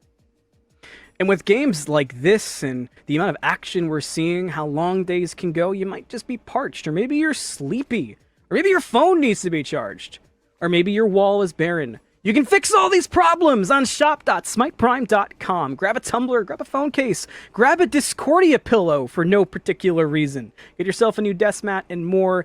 All this and more available on shop.smiteprime.com, and some portions of the proceeds support the artists who made the incredible artwork. So check that out today and more on the Smite Prime website. All right, look, we have a game coming up. I'm prepping myself mentally for this one. I've got enough to drink in front of me. I should be okay. Picks and bans are here, and I'm thankful I'm the play-by-play, and you are the analyst today. Picks and bans between two stacked up rosters. What are we doing? Where do we go? What do we look for? So are Clown Fiesta aware of the bans that they have to target? Are they aware of the Sunprod Odin? Are they aware of Kaidon's Merlin? They clearly are, because Odin just off the table. And I feel like this is the character you just can't afford to give Sunprod, which is odd because Sunprod usually that true hyper carry kind of player, and Odin isn't really a true. Sunprod's matured as a player. I agree. Yeah, I mean, I think back to like Thanatos Sunprod, you know. Yeah, right. The Susano, the Thanatos, like those are his characters. It really has evolved his playstyle, this Odin. And this to me is the coolest thing ever, because when we look back on Smite 1 and the World Championships, I think back to season 6, 7, 8, the Zapman Dynasty, arguably the only player to win 3 World Championships. And a big part of the team dynamic, a big part of the communication, how things run in picks and bans. Sunprod with Zapman, Sunprod a player that's just, you know, raw talent, and Zapman a seasoned veteran, combining their forces together is just such a delight to see on the battleground of the gods. I feel like Smite Prime Chair 2s have a YouTube comment or checklist every week. Busey has mispronouncing gods in a way that triggers the comments. I feel like you've got mentioning Zapman, so the comments get into conversations about Zapman. I feel like Mort has people like to talk about his voice. D'Lo, it's usually the hair. I like that there's just this checklist we go through every week. Of course, the happy birthdays for Jithens. It's consistent. That's what we're here for. But I bought enough time for all the bans to be locked in, which means the picks are now around the corner. And I know when I'm outmatched by rosters and where they could go. Witchcraft, first lock in on her, book, go. Yeah, no surprise there. On her, I mean, we haven't really seen him much today. I feel like he really synergizes with what I think is the right ADC build right now. Oathsworn, a really important item for that character, can take away a ton of protections with the ultimate. That last shot of the spear going to do so much extra damage because those protections are being shredded, as well as just a good pressure pick for Zapman, and a pick he's played for a very long time now. There's the Cerberus or the Kerberos, depending on if you're Musy or if you're not Musy. The Merlin alongside it I do like. I like that combination. I feel like you're able to just lock down and secure so much damage for yourself. On her has been getting locked in with a lot of wild combinations lately. The favorite I've seen, I talked about this earlier, was seeing it with the Guan Yu, because the pressure it was putting forward, it felt like you had a kill at level 2, and if you got to level 5 first, you just had more kills in duo lane, which, you know, maybe not the Zapman style of recent, but with that lock-in to go with it, maybe we will see just that. And we'll get to see some of that left-clicking, but don't hold down left-click. You press it once per auto so you don't miss. That's the rule of thumb, right? Yeah. Once or twice. I feel like, this on her really has come back to a traditional style of looking for execution plays. You know, the Guan Yu already preemptively ulting his on her preemptively ulting. You're looking for that stun onto a key target right in front of you, and then just killing them in the early game, in the mid game. Those are plays that you can look for in the jungle. And Bayonary swapping over to support recently on this team now. I feel like him and Zapman have been an underrated duo, working together really well and effectively in that lane. And then rotating out, they've made really good plays just around the map together as a unit. And that to me, I think, is incredibly underrated as of late. I feel like we don't talk enough about duo lanes and how well they work together. You know, we think of the classic Aracuda, Jeff Hindla from back in the day, Emilito and Raffer from seasons 2 and 3. Zapman and Shadowq. Yeah. I'm nothing if not a good time, right? Yeah, I'm not touching that one with a 10-foot pole. Personally, Zapman Neilma will always be my tried and true duo lane of all time. But I mean, I just like showing how old like, I am sometimes, honestly. That's all. Really dates us. And it's only fitting, right? I mean, to mention Shadowq and the Juke Shoes in a game with Game Hunter. Come on. I mean, we have Ice, Kalas, like this. If Sunprod wasn't in this game could have diapers, you know, and it wouldn't be shocking to anybody. This is one of the oldest Smite games you'll ever see. This is their retirement home with Sunprod visiting the grandfathers. Like, wow. Sorry, go on. No, that was good. I'm old too. Like, I'm not even, you know. That got me, man. That was good. That was really good. I love that. No, I mean, I agree. I think there's a lot of veteran presence across both teams. Do want to note Clown Fiesta, obviously, again, similar to Smoke Break, going to be playing from EU, playing on ping. And I think that is, of course, something to note. Witchcraft, obviously, playing on the faster ping. They'll be quicker on the buttons. And a team like Witchcraft, where we see a lot of these players who are good, Snatty, we haven't even touched on it yet, a solid player in the soul lane to this team, consistently just being the body in the front line to make plays. Sunprod could be rocking the Fenrir. I think is a fantastic look for him to play aggressive and make plays around the map, be consistently aggressive from minute 1, especially once he hits level 5. I feel like he can really accelerate the timetable for this Witchcraft roster. Right on cue. Right as you drop the mic, we pick up the Battleground of the Gods. Let's head on to game number 3 of the day, what is sure to be the most wild we've seen, I anticipate. We talked about a lot of the players, and you know, I want to give some. I want to go back. I want to correct myself a little bit. I talked about how old this game is, Book. Me, you, Solstice, and Tess, we get to also watch Ragna ADC. Ragna was one of my favorite ADCs to talk about during Founder Series. I had to cover a lot of the different teams, and Ragna moved rosters around, moved regions around at some points as well. Even at the Creator Cup, if you want to really get old, Ragna has always been sneaky good. This could be a game where Ragna could really carry some weight, and you've kind of got to on this Newt into the on her matchup. Yeah, I agree. I think the new on her matchup, I feel like Ragna just has to survive the early game, and they can do that with this aspect that they've gone for.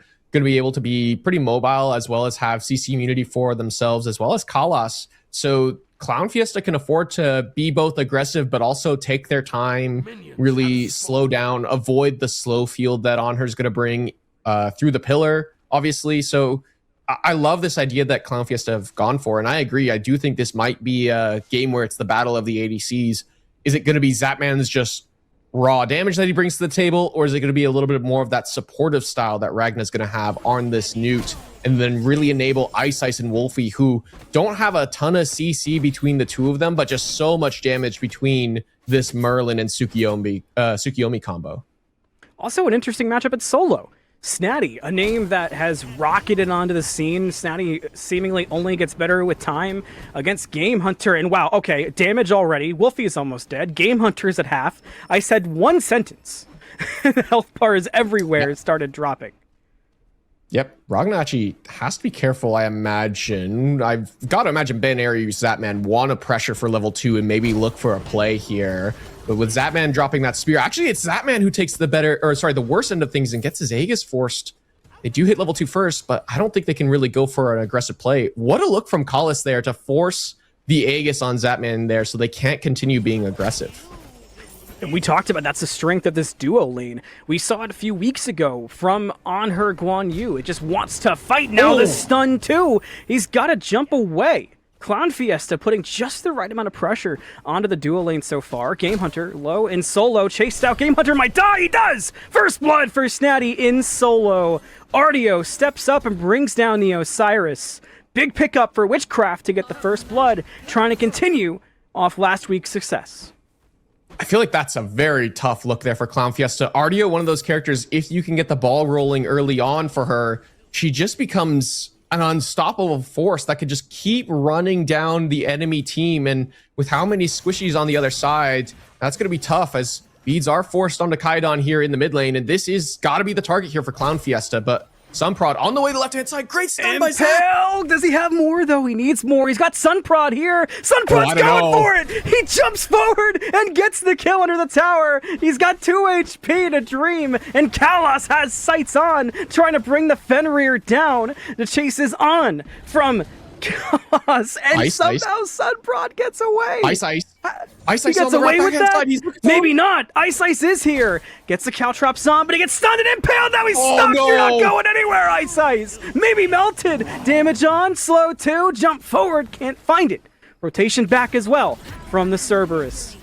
Mid lane? Okay. Flicker. Thanks, Wolfie. I think I would have passed out. I mean, nice little look there from Kaidon, who moments ago we saw being forced into the tower, had his beads forced, and now just playing aggressive yet again, despite being pressured out early. Kaidon not afraid to be aggressive in the mid lane, and one of the better mechanical mids, I feel like, underrated throughout Smite Prime, and being consistent. Snatty nearly soloing out Game Hunter yet again on this right-hand side. This bear is starting to get a little out of control over here.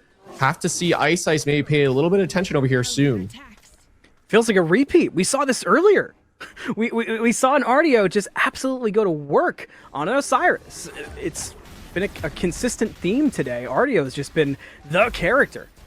And it's weird because we haven't seen it banned yet either. No, I'm surprised by that. I feel like she is such a strong character in solo lane. Again, like I mentioned, can continue just running down carries, spam abilities. She doesn't really get punished or die for running down carries until they get to that, you know, true scaling mark where they have the Kins, they have the Titan's Bane, they have the percent pen on the mid laner for the Ob Shard, sometimes a Soul Reaver, and she doesn't really get punished for it for a long time. And I agree. I think this bear has to be looked at pretty soon consistently, as that man dispersed just in time. Another close call for the On Her so far in a duo lane that has just been so aggressive, but not necessarily from the side we expected. We've certainly seen the effort put in from Witchcraft. It did result in the gank from Sunprod, but still wild how it's all worked out. Tsukiyomi looks over as that man stopped from backing, and now Suki steps back and looks some more. Will this turn into something? You can see the Tsukiyomi still considering it. That man still yet to back. Now he walks back again. The Tsukiyomi has yet to make up his mind on the play. Now there's some commitment. The Cerberus even walked into the tower, but the wait took too long, and now there's no kill to be had. Yeah, that does allow Clown Fiesta to pressure out this left-hand side, secure themselves the neutral camp here. They do lose out on some mid-pressure, sure, but there's no major objectives on the map. Some oracles that can be fought over here for Witchcraft. You can see they're grouping a little bit quicker around those. But still, Ice going to be able to farm his own farm. No, Kaidon actually able to steal those one away from Ice. So Ice continuing to be pressured out in his own jungle, and if it's not by Sunprod, it's by the mid laner of Witchcraft. It feels like Witchcraft is getting every single little victory they possibly can, while also taking the big victories that have presented themselves, especially over in solo, which is exactly where you want to be. I mean, it doesn't feel like it, because I guess it's kind of felt closer, but if you look on paper, this is one of the biggest leads we've seen by 6 minutes so far today. Yeah, it's been consistently building, and it's off of Sunprod's early kill, Snatty's early kill, and then just securing themselves the neutral farm in mid. Sunprod paying attention to the left-hand side, ganking out Ragna, finding that kill, and able to walk away to safety. They're getting these kind of risky kills and risky plays, and they're not really getting punished for it by the side of Clown Fiesta. Game Hunter returned with some damage on the Snatty. You can see finally wanting to get that damage out. Based off how this soul lane is gone, it's no wonder that you want to get anything going. The rest of the map, at least for now, is more calm. There's the up down from Game Hunter. A lot of damage on Snatty. Gets the stun, but that tether's on. Tether distance is separated. Now back in goes Snatty and gets that health advantage and actually jukes out Game Hunter as well. Meanwhile, though, Book, left-hand side of the map has some action too. You see the Tsukuyomi? Does he commit? No, he does not. I thought maybe the Suki was going for a gank, but slows it down instead. I think he's just here to, as presence, to really defend out their own purple buff. They know that some prod likes to hover here on the left-hand side, and instead they are going to be able to secure their own purple buff. And Snatty looking for a tower dive on this Game Hunter, but I think he's just trying to keep good pressure here so he can look for a blue buff invade.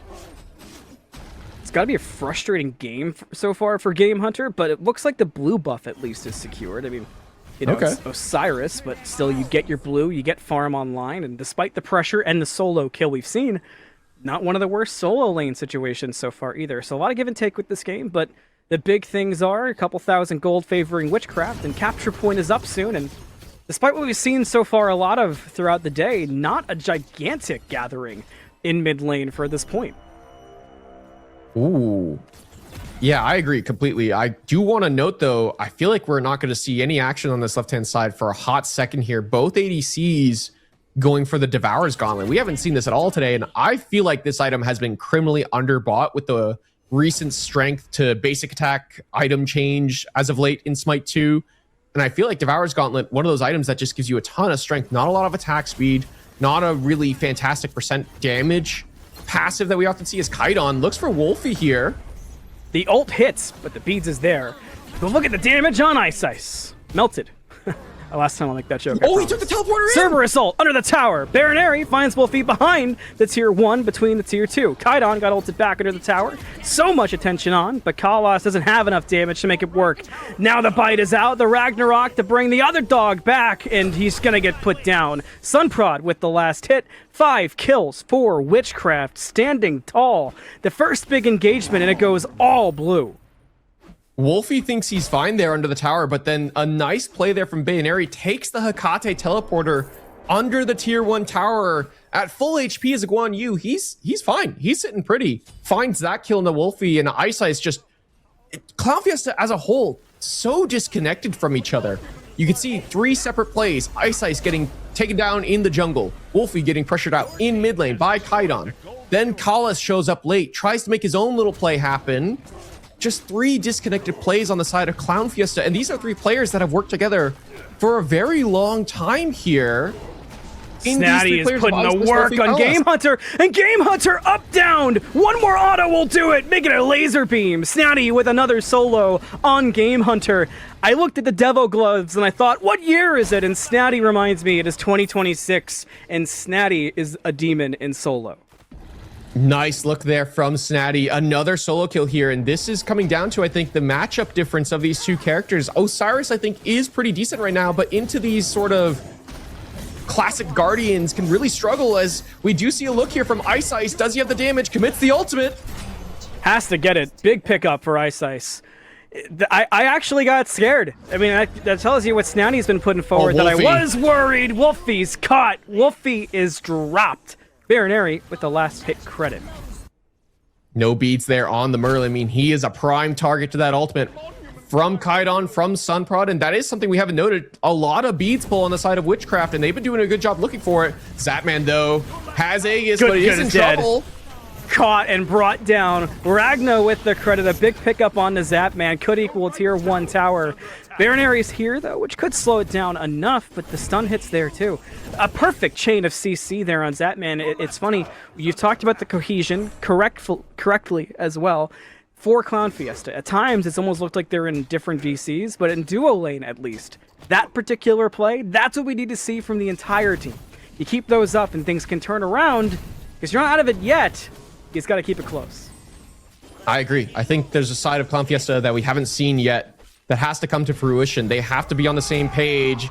As they're not on the same page, Game Hunter, he's just dead here again on the right-hand side. This is shades of what we saw last game. Or was it last? No, 2 games ago, where John Rowing was the one just being punished on the right-hand side. Yeah. I mean, Game Hunter's on a page. It's just an obituary. Damn. That is yeah, that's a tough one. Though look at this 3-man grouping here. Could look for Zapman, who doesn't have Aegis. Sunprod finds Wolfie in the jungle in the meantime, and that's not looking good. Time to go, Wolfie. Time to go. Running away from the big bad wolf and Sunprod. You see the Guan Yu getting damage on his head top. Zapman for some backup. The Impale will send Ragna away and do a chunk of damage at that, which Marinari is certainly happy for. Zapman going for an interesting build here in what I believe is the Wind Demon, second overall. So going for a crit build on the On Her. This is interesting here because often, again, we see Oathsworn as of late. We see lots of these sort of pen options. Even the Lenurium Bow first item is different here. It's the Devo's Gauntlet. So I feel like ADC builds are just so up in the air right now that there is no right answer to what you can go towards. Wow, Helm of Darkness buff goes crazy, huh? Yeah, that's Witchcraft going to be casting some spells here soon on Wolfie to hopefully make him reappear, I would imagine. Yeah, I'm definitely definitely with you on that one. Tier 1, focused out by Clown Fiesta on the left-hand side. Can they finally get it down? It feels like they've been trying to get this last bit of damage off this Tier 1 for so long without being able to get it. Baronary and Zapman have just defended it so well. And it sounds like a minor thing, but we talked about how big those minor things can add up, and wasting the time of Ragna and Kalas, denying that positional advantage of having a tier 1 down, being able to push forward and rotate out from it, that matters a lot, especially with a team like Clown Fiesta, where they're behind, where they could really stand to benefit from being able to let Kalas and Ragna rotate right now. Oh, Kalas finds the stun. They're looking to kill a Zapman. Chain CC's there, but a good answer back by the Guan Yu. More ultimates will get dropped. Zapman will have to jump away, but look who's here. It's the junglers, but Sunprod so hot on the tail of Ice. Ice gets the Ragnarok bite as well. So Ice low has to back up. You see the CC getting dropped on their way back as Clown Fiesta try to kite to make some difference here and make the fight slow down. But Sunprod wants to go back in and utilize that mobility, but a good stun from the spit of Kalas will continue to keep Witchcraft away, and that might be the difference. Meanwhile, Tier 1 dive Kaidon kills Wolfie. Is there a dive in the duo lane? Baronary seemingly wants to. Sunprod still lurking, but not super healthy. No one else has come over so far. Ice nearby as well. Now the back, Zapman steps forward, gets some damage. Prod still looking. Prod will go in, pops the runes, scares him away, focuses on the tower. And after all that, it looks like Clown Fiesta are now the ones who could lose their tier 1. Yeah, Ragna and Kalas still going to hang around. Ragna has ultimate available to him, and that's why I think Witchcraft are afraid to full send dive there. They have a pretty significant lead. Why not go for the dive? That's probably why. Noodle just going to be pretty solid there to deny the true dive from the members of Witchcraft. But still, Witchcraft, they're in a pretty good spot, and they're happy to pull this Gold Fury. And look at this, Clown Fiesta, nowhere close. Kalas has to back because of how much damage he took defending that tier 1 tower. Ragna can't step up alone as an ADC. Wolfie consistently is being bullied out by Kaidon now in just a 1v1 in mid lane.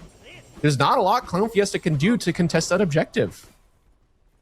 We talked and talked and talked about the little things. And somehow, the defense, the committed defense of a tier 1 has turned into a bigger gold lead for Witchcraft, has turned into a Gold Fury. And as Moonlight falls, the lead is getting scarier. Uh-oh territory we call around 10k. Clown Fiesta just simply can't find an answer. I do want to note really quick before the next bit of chaos breaks out that Wolfie being invis, we do believe is a spectator-only bug. So no issues for the players being able to see the Merlin. So if there's any questions about that, there's your answer ahead of time. Yeah, unfortunate there. Zapman will play defensively here, this left-hand side. I think this is what he needs to do now. Focus on farming out, going towards this crit build as Witchcraft. They're looking for a play here. CC trying to be chained, looking for a combo of some kind. Clown Fiesta need a fight back in, but they can't seem to find it. Game Hunter so pressured out. Snatty is level 17, and the raid boss is showing up and stepping forward, looking for Game Hunter. Where you going, Game Hunter? The grave! Kaidon with the last hit. Snatty leading the way at level 17. Now the Guan Yu ult combined with the Kate ultimate to bring back Kalas. There is an answer there, but it might not be enough, as now the stun is there too. and Kalas will fall. Zapman on the rotation gets the credit for the kill. That puts 5 in the mid lane. Onto the tier 2 they go. Witchcraft have no answers in sight from Clown Fiesta, and they are taking advantage of it. The tier 2 will fall, and more will step forward. Phoenix could be next up if Clown Fiesta can't lock things up. Instead, though, Witchcraft, knowing there's a Queen Naga on the map, there's still a capture point, wisely will regroup. While Clown Fiesta seems so disjointed, you can see Witchcraft are so on the same page. The call is made. We're grouping and we're fighting in mid lane, and that's why Zapman rotates over to the mid lane. He realizes, yeah, maybe I lose my tier 1 tower on the left-hand side. He doesn't, by the way, but still, it could happen. Doesn't matter. We're about to get a ton of gold, a ton of experience off of these plays in mid. They get the tier 1 tower, the tier 2 tower as well. Phoenix available to them if they end up getting another full deicide on a Clown Fiesta. Again, just a huge tempo play, and everyone's on the same page, ready to work together to the same goal. And that's why this team has been so effective in these last couple weeks of Smite Prime. Look at these level leads. That's the scariest thing. I mean, Snatty's one thing, but when you add on to that, the Kate, the Fenrir, and there's the age-old point of when supports fall behind, they just have nothing to answer with. It's just everything is looking so bleak and so quickly. I got to admit, I'm surprised. Witchcraft is just running away with what I thought would be... I favored Witchcraft, but this is so much further apart than I expected. Snatty and Kaidon looking for a play here on the Game Hunter, who's on their own. That's gross. Yeah. That's just gross. To use the Kate ultimate to just go to Game Hunter's house and kick down the China cabinet? That's not nice. I mean, there's not much he can do there. He's so far behind, hasn't really built towards magical protections in this matchup either. The Osiris is just pretty easy to deal with, I feel like, especially against these two characters. 20 before 20. Yeah, he might. An ambitious 1v1 to take. You know why? Because there's more on the way for Clown Fiesta. Snatty, the bear is running, but it's bear hunting season. Whoa. How many can Snatty take on? He turns to take the fight onto Ice, does a lot of damage, but the rest of the squad is here for Clown Fiesta.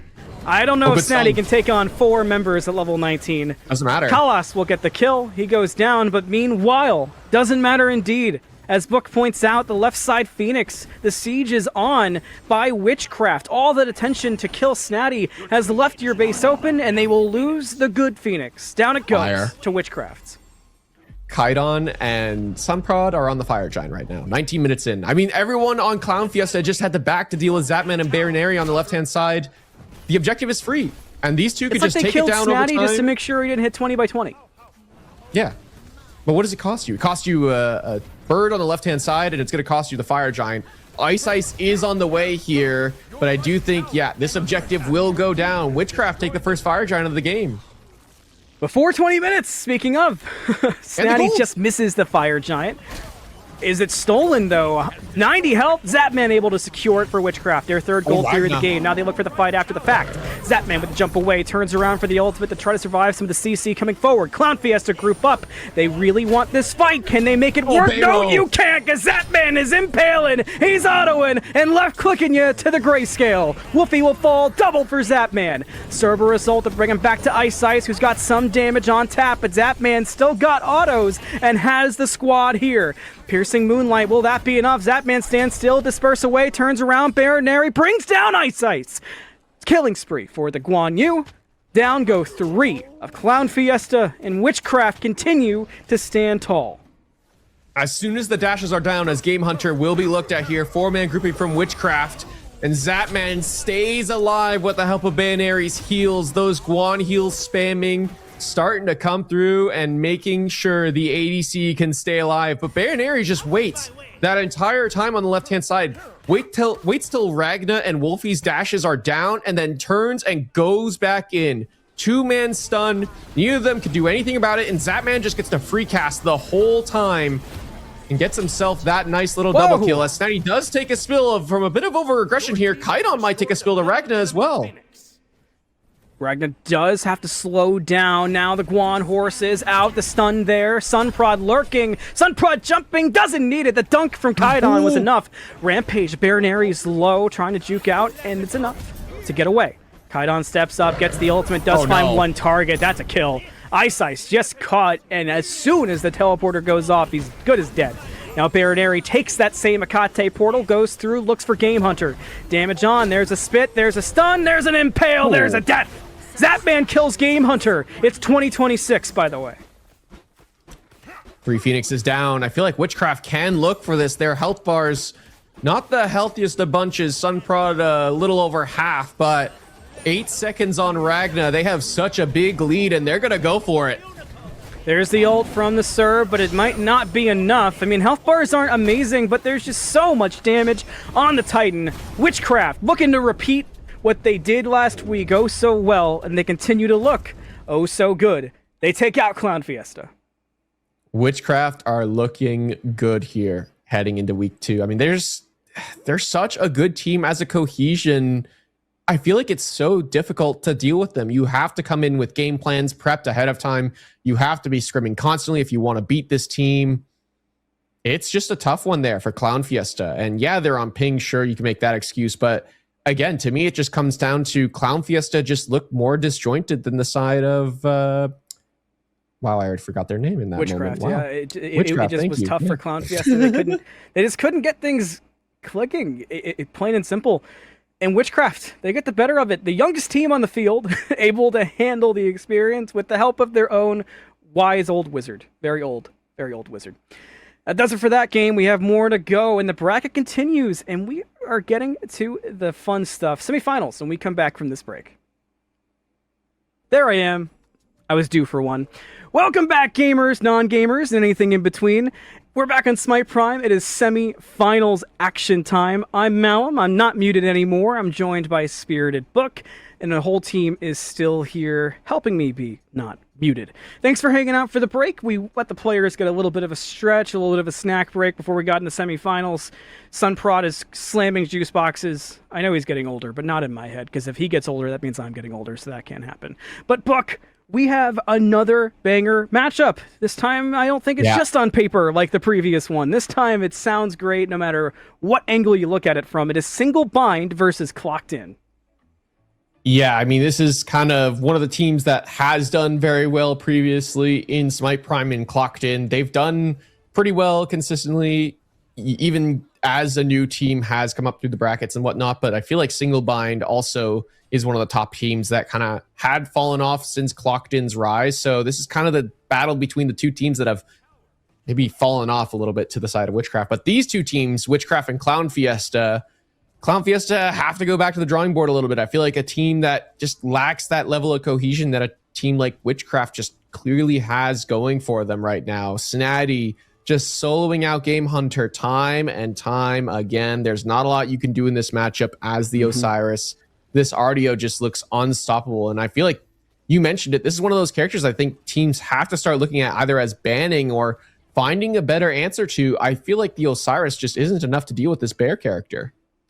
I am completely with you. And the reason I wanted to touch so heavily on our next matchup while we looked through the replays is, well, one, obviously that game was handled by Witchcraft. Not from moment zero. You know, I wouldn't entirely go back to saying picks and bans lost that game like we did the previous matchup, with the RDO obviously being the exception, as you mentioned. But I think going forward, it does give us a lot of hints. We've seen the aggressive dual lanes are doing really, really well. We've seen that the Tsukuyomi isn't working so far today. That could change. There's always that, anytime a commentator says a god isn't working, a player hears that, they play it next game, and it looks amazing. But taking a look at our bracket, we've touched on our main semifinals matchup we will be viewing on air, which again is going to be Single Bind versus Clocked In. The other semifinals matchup, of course, Witchcraft, and that's a team name. Not doing that to myself. Yeah, I wouldn't even Witchcraft attempt it, looks man. fantastic, but you can't get too locked in on looking forward to the finals and getting ahead of yourself. Focusing on Single Bind versus Clocked In. What are the big takeaways from the games we've seen so far? What are in your mind, not necessarily pick wise or ban wise, but in general, what are the priority gods going into this matchup? I feel like you have to look at Sino maybe going towards that Neja that's been added into the game kind of recently. I feel like that it's been banned all day between both teams. Usually it's the second pick that's been banning it away. I'm actually kind of curious to see what happens if that character, for whatever reason, is let through. Does it go into the jungle? Does it go into the hands of the support? A player like Sino getting their hands on a character that can just drive the pace of the game, look for these potential pick plays, or just try and hard carry if they lean towards a little bit of crit maybe and try and be that hard carry jungler, kind of like Mercury a little bit. Kind of curious to see if that's something Sino decides to go for, or if it's that traditional style. Well, I say traditional for Sino that we've been seeing lately, where it's these weird picks like the Cupid, like some E set here and there, going towards these counter picks against the enemy junglers of what they lock in. That makes me really interested if, depending on the or the grand finals matchup we get to see as well. I don't know. I guess my thing is for the Siphius and Witchcraft matchup as well is just, it's one of those things, we obviously have our game we focus on, but I do wish we could just go back and forth between and see what gods get prioritized, what gets locked in, what kind of builds we see. It feels like we've been learning so much as we go throughout the day, which has been the case week by week in Smite Prime because of all the changes to the game that have been happening consistently. So oh man, I'm interested in so much. I want to see so much. I want to see the Thanatos potentially. I know we've talked about that a bunch, but I'm really hoping to see it. I love watching that character, and I feel like, and I heard this said somewhere else recently. It was probably Musi, because we all know Musi can yap. We've all watched him on Smite Prime. Thanatos is a better character right now that some people are giving credit for, but characters of the Thanatos ilk also are a lot better that have. So there's so many ways that we could go. But all right. We've got some time before we get into game as we still get this lobby set up. So let's get a little bit of a reminder session, huh? What are we here for? Why are we still here? Just to suffer. March Circuit is going on. We're in week number 2. Today is March 14th, if you didn't know that. And if you didn't know the pricing, if you didn't know the cash prize, $7,000, by the way. 31,500 diamonds to go alongside that. Some serious prizing on the line as these teams play week by week and try to grab their points going forward. And oh yeah, it is Pi Day. Huh. Pi Day? 3.14? Yeah, it is. I gotta have Pi later. You can find all that and more on SmitePrime.com. See, I'm hilarious. Funniest caster, you know. SmitePrime.com for all the information about the prizing as well as the art store and more. Don't forget, shop.smiteprime.com. I already had that memorized. Jithens, aren't you proud of me? Happy Pi Day. Book your preferred pie. Don't think too hard. Go. Just tried and true apple cinnamon pie. It's got to be apple cinnamon pie. The classic, true classic. What about you, Anthony? What is your ultimate pie? So it changed in the last couple of years because my wife makes pies. It's always Thanksgiving time. Her pumpkin pie. Mm-hmm. I'm actually an addict for it. It turns me feral. Like, I'm peeking around corners waiting to see if it's done. I try to get her to make like 3 or 4 so that we can just keep having it. I think I got caught at one point around Christmas being like, so thoughts on apple, or I'm making a pumpkin pie, and got in trouble for that because that didn't fit the theme. But yeah, I'm pretty addicted to that. So have some pie today. We're killing time. We'll have the lobby up soon. Fingers crossed. See, you were excited to cast of me, right? This is my signature. Yeah, the waffle time. This is what we bring to the table, man. It's just yapping about pies, yapping about, what's kind of going on in the scene and whatnot. I appreciate a good pie, man. I appreciate a good pie. I mean, at Christmas time, very off theme. I agree. I feel like that's probably ban worthy, Anthony. I'm not going to lie. I feel like that's got to be, get out of here, man. I can't help it. I truly cannot help it. It's a problem. I know I have the problem, but the problems make us who we are, right? It's true. If we're all good people all the time, we wouldn't have all chat. We wouldn't have we're toxic. We wouldn't have the beef. If we were happy all the time, we'd be game show hosts. But if I had pumpkin pie every day, I'd be happy all the time. So, are you telling me, Anthony, that if you were happy all the time, you'd be a game show host, and because you have pumpkin pie, you're a Smite Prime caster? Is that what I'm hearing? Yeah, you're figuring me out. I'm also an Olympus Smite League caster, which tomorrow on Smite Game, you can check out Olympus Smite League at 3:00. The Athens division will be competing, the highest division of play in the Olympus Smite League. Should be fun there as well. But hey, We did it, gang! We have picks and bans soon! We're ready to go! We did it! We did it. Me People and you, will say chat, that we me, you, waffled and enough. Spirited Book, we got through it. We can do anything. People will say we set our minds to. Yeah. People will say we waffled enough, but I feel like we pied enough there, Anthony. We got through it, man. Different pastry, same results. I wish it was the worst I've had, but I've had so much worse. Anyway, Clocked In versus Single Bind, picks and bans. Away we go. Stacked matchup on paper. I am hyped for this one. So I've never gotten to cast Clocked In with you. I feel like this is a team that I have I've cast way too much of these players in my casting career. All the way back to Smite Draft League and up when I started. It's just been nonstop. One of my favorite players to talk about, the exception, of course, being Paul in the mid lane, if that wasn't obvious. One of my favorite players to talk about is always Happen. I'm sure you've heard me say this, Book, because I know you've watched a lot of casts that have had Food Drive for Globe or Clocked In. I really, really like when Happen plays characters that are more aggressive, and I go crazy when Happen plays more passive. I'm curious on your thoughts as somebody who's played against Happen a lot. Whoa, that was a long time ago, but no, I agree. I've always been impressed in how Happen fits into this Clocked In roster, because when you have talent like Paul, when you have Hydrogen making these crazy 1v2 plays on Jingwei, Tegveer just running at the enemy jungler from minute 1 on Achilles, how does Happen kind of fit into this team? And I feel like he's done a very good job. Characters like the Emoja, like the Sobek, just looking for the little small plays, making sure that his carries are topped off or kept alive as they go in turbo aggressive and run it down at the enemy team.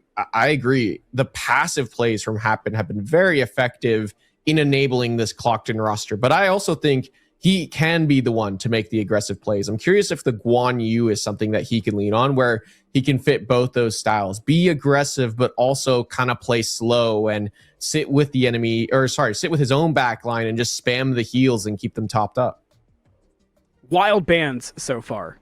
Truly wild, but a couple notable things that have made it through bans so far. The Ardio, at least so far, has made it through. Same thing with the Naja. One of them is definitely going to make it into the game. The Guan Yu has made it. The Houyi and Suki bans I find intriguing. Suki hasn't really performed well today.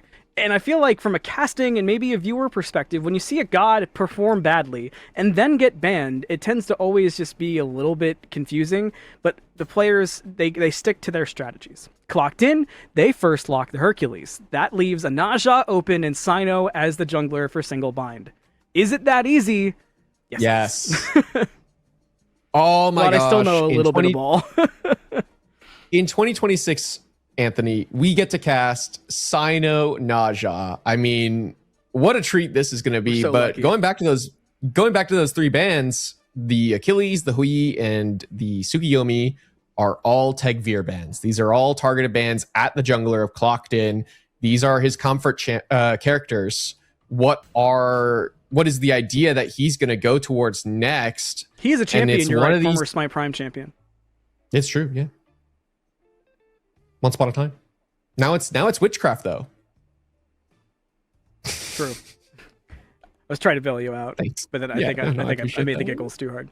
The Thorn on her do get locked in alongside the Hercules, so we're playing Smite 1 Alpha on the side of Clocked In, at least so far. We'll see if that gets adjusted going forward. The Sobek Ardio combo with the Sino Naja, though, if I'm Clocked In, I'm already starting to, maybe not panic, but I'm hyper aware that Single Bind have drafted into a team that I wouldn't be surprised if it was the team that they wanted to get through picks and bans. Yeah, I mean, this is already looking so good for Single Bind. It's actually looking very similar to how we saw them play at the beginning of the day. The Sobek, Ardio, and Kali running it back. The Naja, a different jungler, a different option. But, I mean, Aurora on Sobek, we saw him be so aggressive just in the face of their opponents earlier today. I imagine he'll be running back that similar style, just allowing Donut Doug to farm it out. And finally, the first one of the day, we get to see Morgan Le Fay. Look who's driving it! The first Morgan Le Fay we get to see on Smite Prime is Paul. Yep. Where's the Paul super fans at? Can somebody call D-Lo? Is he watching? I hope he's watching. This is. Listen, I'm derailing us because I'm so excited I mean, look, there's some players I zoom out for, and I will always accept flack for it, because if you don't get excited to watch Paul play certain gods, do you even like Smite? That's my logic with it. Same thing can be said for a lot of the players in this game. Don't get it twisted. Tegvir, Sino, we were just as excited for the Sino. Okay, I'm not as excited for the Sino Nasha. We've seen that, but Morgan Le Fay, Smite 2, Paul. I'm sure there's Tech. There's a lot to break down here still, though. So I'll let you go back to being an analyst, and I'll go back to my play-by-play happy corner. It's all good. I mean, no, I agree. Yeah. I'm excited for Morgan Le Fay Paul as well. I'm actually kind of surprised, though, that this is what Clocked In have gone for. I feel like Paul often is the one pulling out the new mids that come into the game, but Merlin's still pretty decent right now and was available. Instead goes into the hands of Moswell. And again, this is just a very similar composition to what we saw Singlebind do earlier on. Do you want to note, though, Clock didn't have a ton of damage and a ton of space control. The Thor, the Hercules, the Yamoja are all going to control a lot of space. Well, there's somebody who controls the buttons for this broadcast, and that is our good friend Tess. Tess, let's go into the game and see how things break down. Semifinals action starts here. It's Clocked In versus Singlebind. I'm Malum. I'm with Spirited Book. Solstice is on the Spectator, pushing the Qs through the Es. It's not ones and twos, so it's less fun. And Tess will be running everything else around it. We've got Paul on Morgan Le Fay. We've got Sino on Naja. Donut Dog playing the Kali that looked disgusting earlier. Hydrogen and Happen combining for what should be a fun duo lane. I mean, On-Her is going to try to do On-Her things. Ardio's been the character of the day, Book. There's so much to break down and talk about. I don't know where to direct you to start, because there's too many options, so I'll let your analyst brain go crazy and lead the way. For me personally, I'm looking at this dual lane matchup. I feel like this is a lot of early game aggression, geez Louise, on the side of Clocked In, while Singlebind, they're more about the late game. This Kali wants to spend some time farming it out, while On-Her Yamoja can run it down from minute one. So it's the early aggression versus the late game. And that is going to be an interesting dynamic between the On-Her and Kali, especially as the two start going into the 1v1 territory. I feel like Donut Doug is going to have to play really safe. You can already see last time around we saw this pick, he went for that early Sash start, going towards the Death's Toll, because he knows he has to play the sustain game a little bit earlier on in this match. How do you feel like the baton passes, talking about that early aggression into late game damage, when you consider Morgan Le Fay being in the lobby? Yeah, so Morgan Le Fay, a very interesting character. On release, I feel like her damage was a little lackluster. I feel like she's gotten a little bit of help here between her release and now. A couple of patches have gone through, so I feel like she's in a much better state overall. But I feel like she still just has to get a couple of items online to be effective. And she's not that true hard carry, kind of like you see in Merlin, where I mentioned it earlier, Merlin can play poke style from a distance and then go all in, be in your face, and drop 4 cooldowns while you drop 1 or 2. And so just a true combo character versus a character that has more space control. Nice little juke from Hydrogen there. A little bit of a whiff right into the wall, and then Hydrogen makes you pay. Now Donut Dog takes a lot of damage, but no commitment for the kill, at least quite yet. Scary, though, and worth keeping an eye on. And already pressure will continue to kind of trade around the map. We've seen a 2v2 in mid. You've seen the damage in solo that we've become so accustomed to.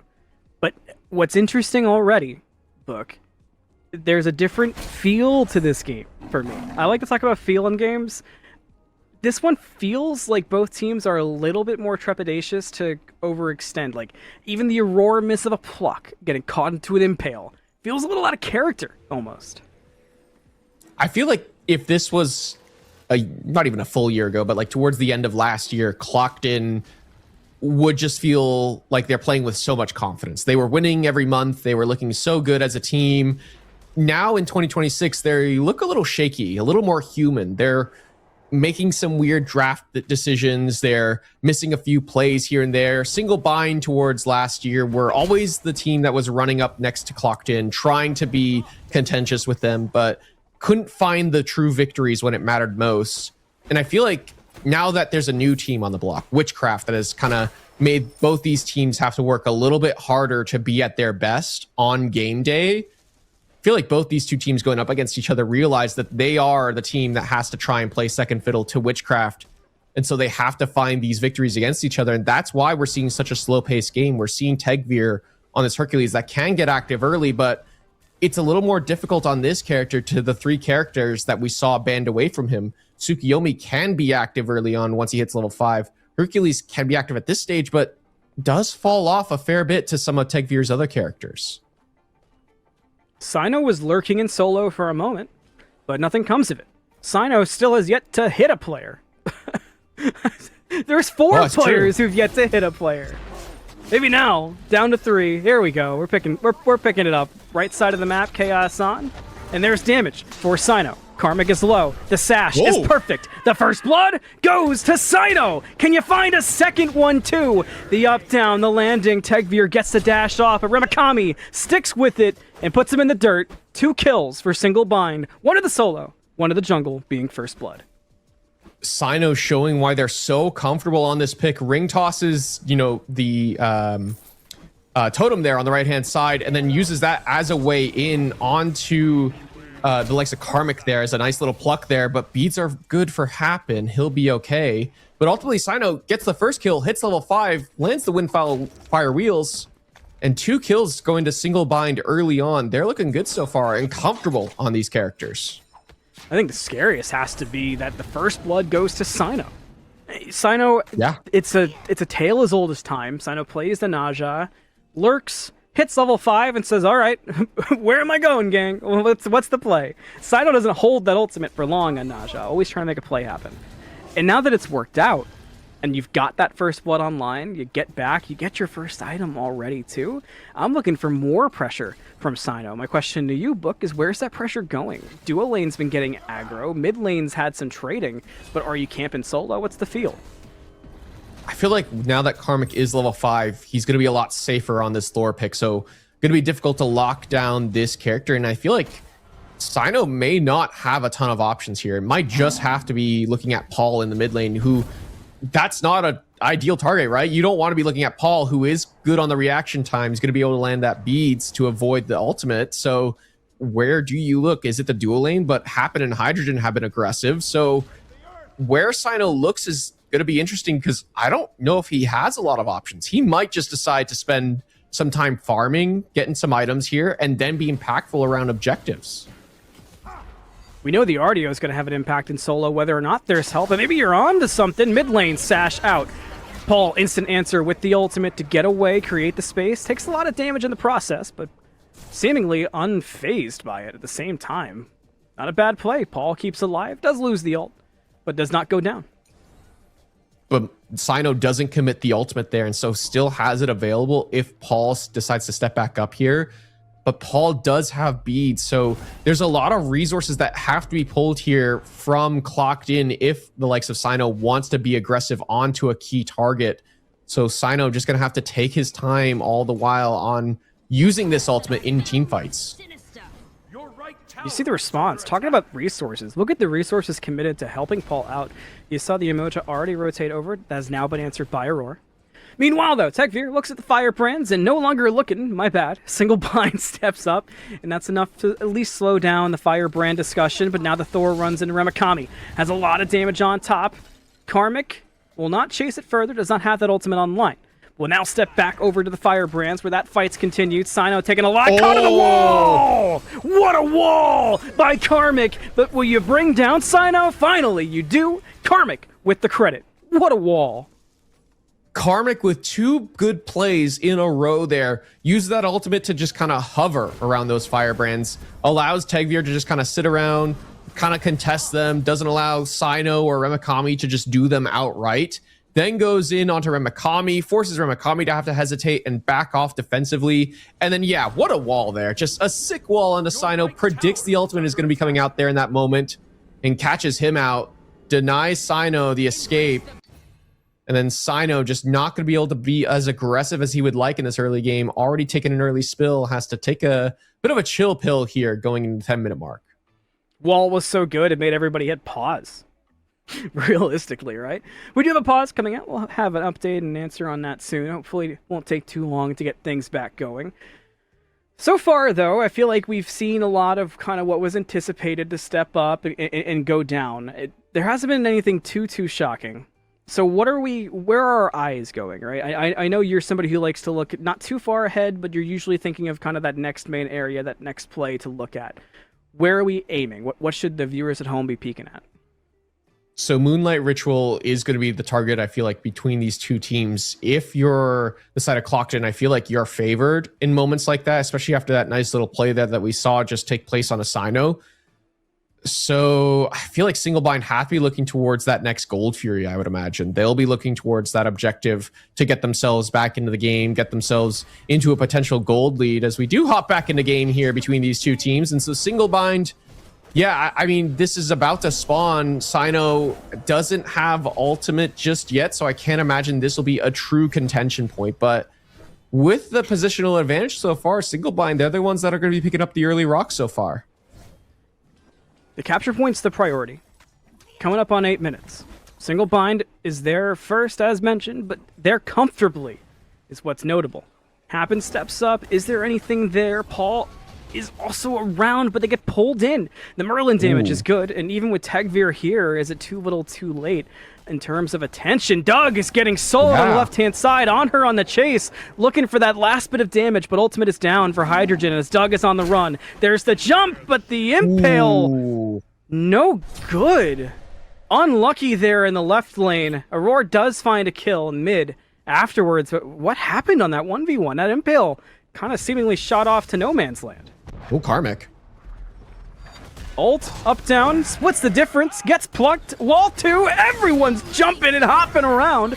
A boulder, damage, Paul locks it down, Aurora falls. Aurora punished for just being too far forward in mid lane, just didn't expect Karmic to be taking that angle, and Karmic, in my opinion, one of the better Thors at just kind of walking forward into the enemy jungle and then ulting from a position that you just don't expect him to be coming from. And so Karmic with a nice little look there. Hydrogen, it does have the lead here on the left-hand side, but now that's the second time we've missed an impale here. Now Doug wants to take this trade. Walls out, the rebuke should help from Happen to keep Hydrogen safe. Hydrogen wants to turn it around, and in fact, does. It's never a 1v1 in Smite, right? Happen able to lock things down for the dual lane and keep the ADC safe. Bit of a love tap heal on the way out. Aurora was just too late trying to use that minion to teleport on over to help out his ADC, but just can't make it in time. And Doug takes an early spill here, and this is kind of what we expect in this matchup. Hydrogen gonna have the advantage here in the early game with the power of this early game on her versus the Kali, who wants to sit back and farm a little bit.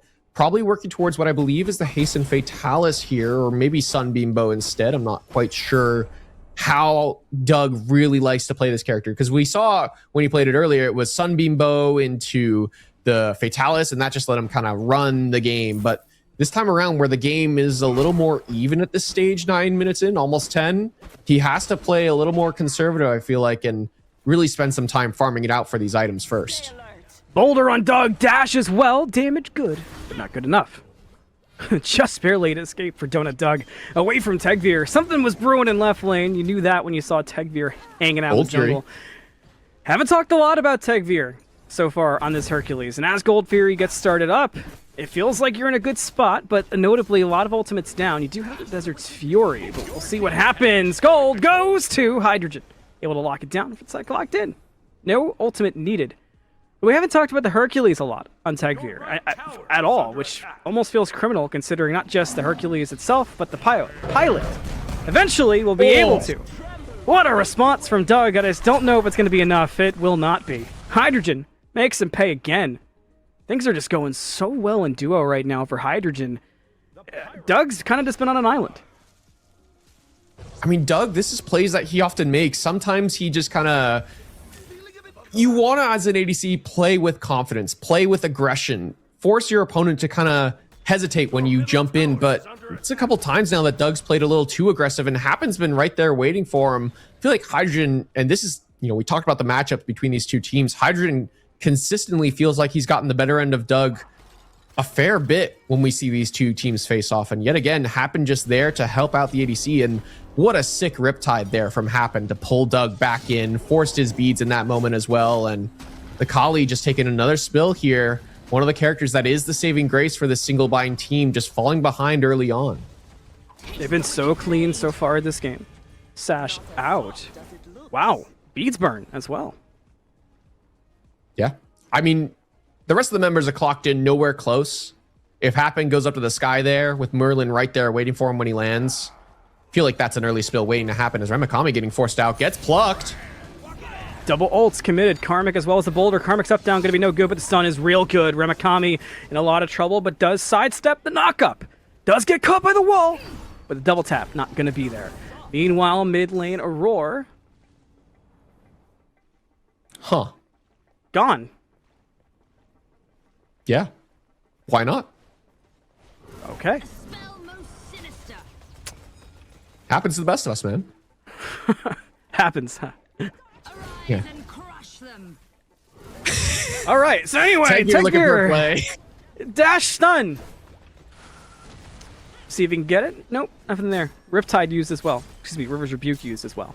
Pyromancer will be grabbed up. We'll see how this one goes. Single Bind is aware. Pyro's already at half health, but just a bit of a risk. You kind of feel that. It didn't feel super safe and secure.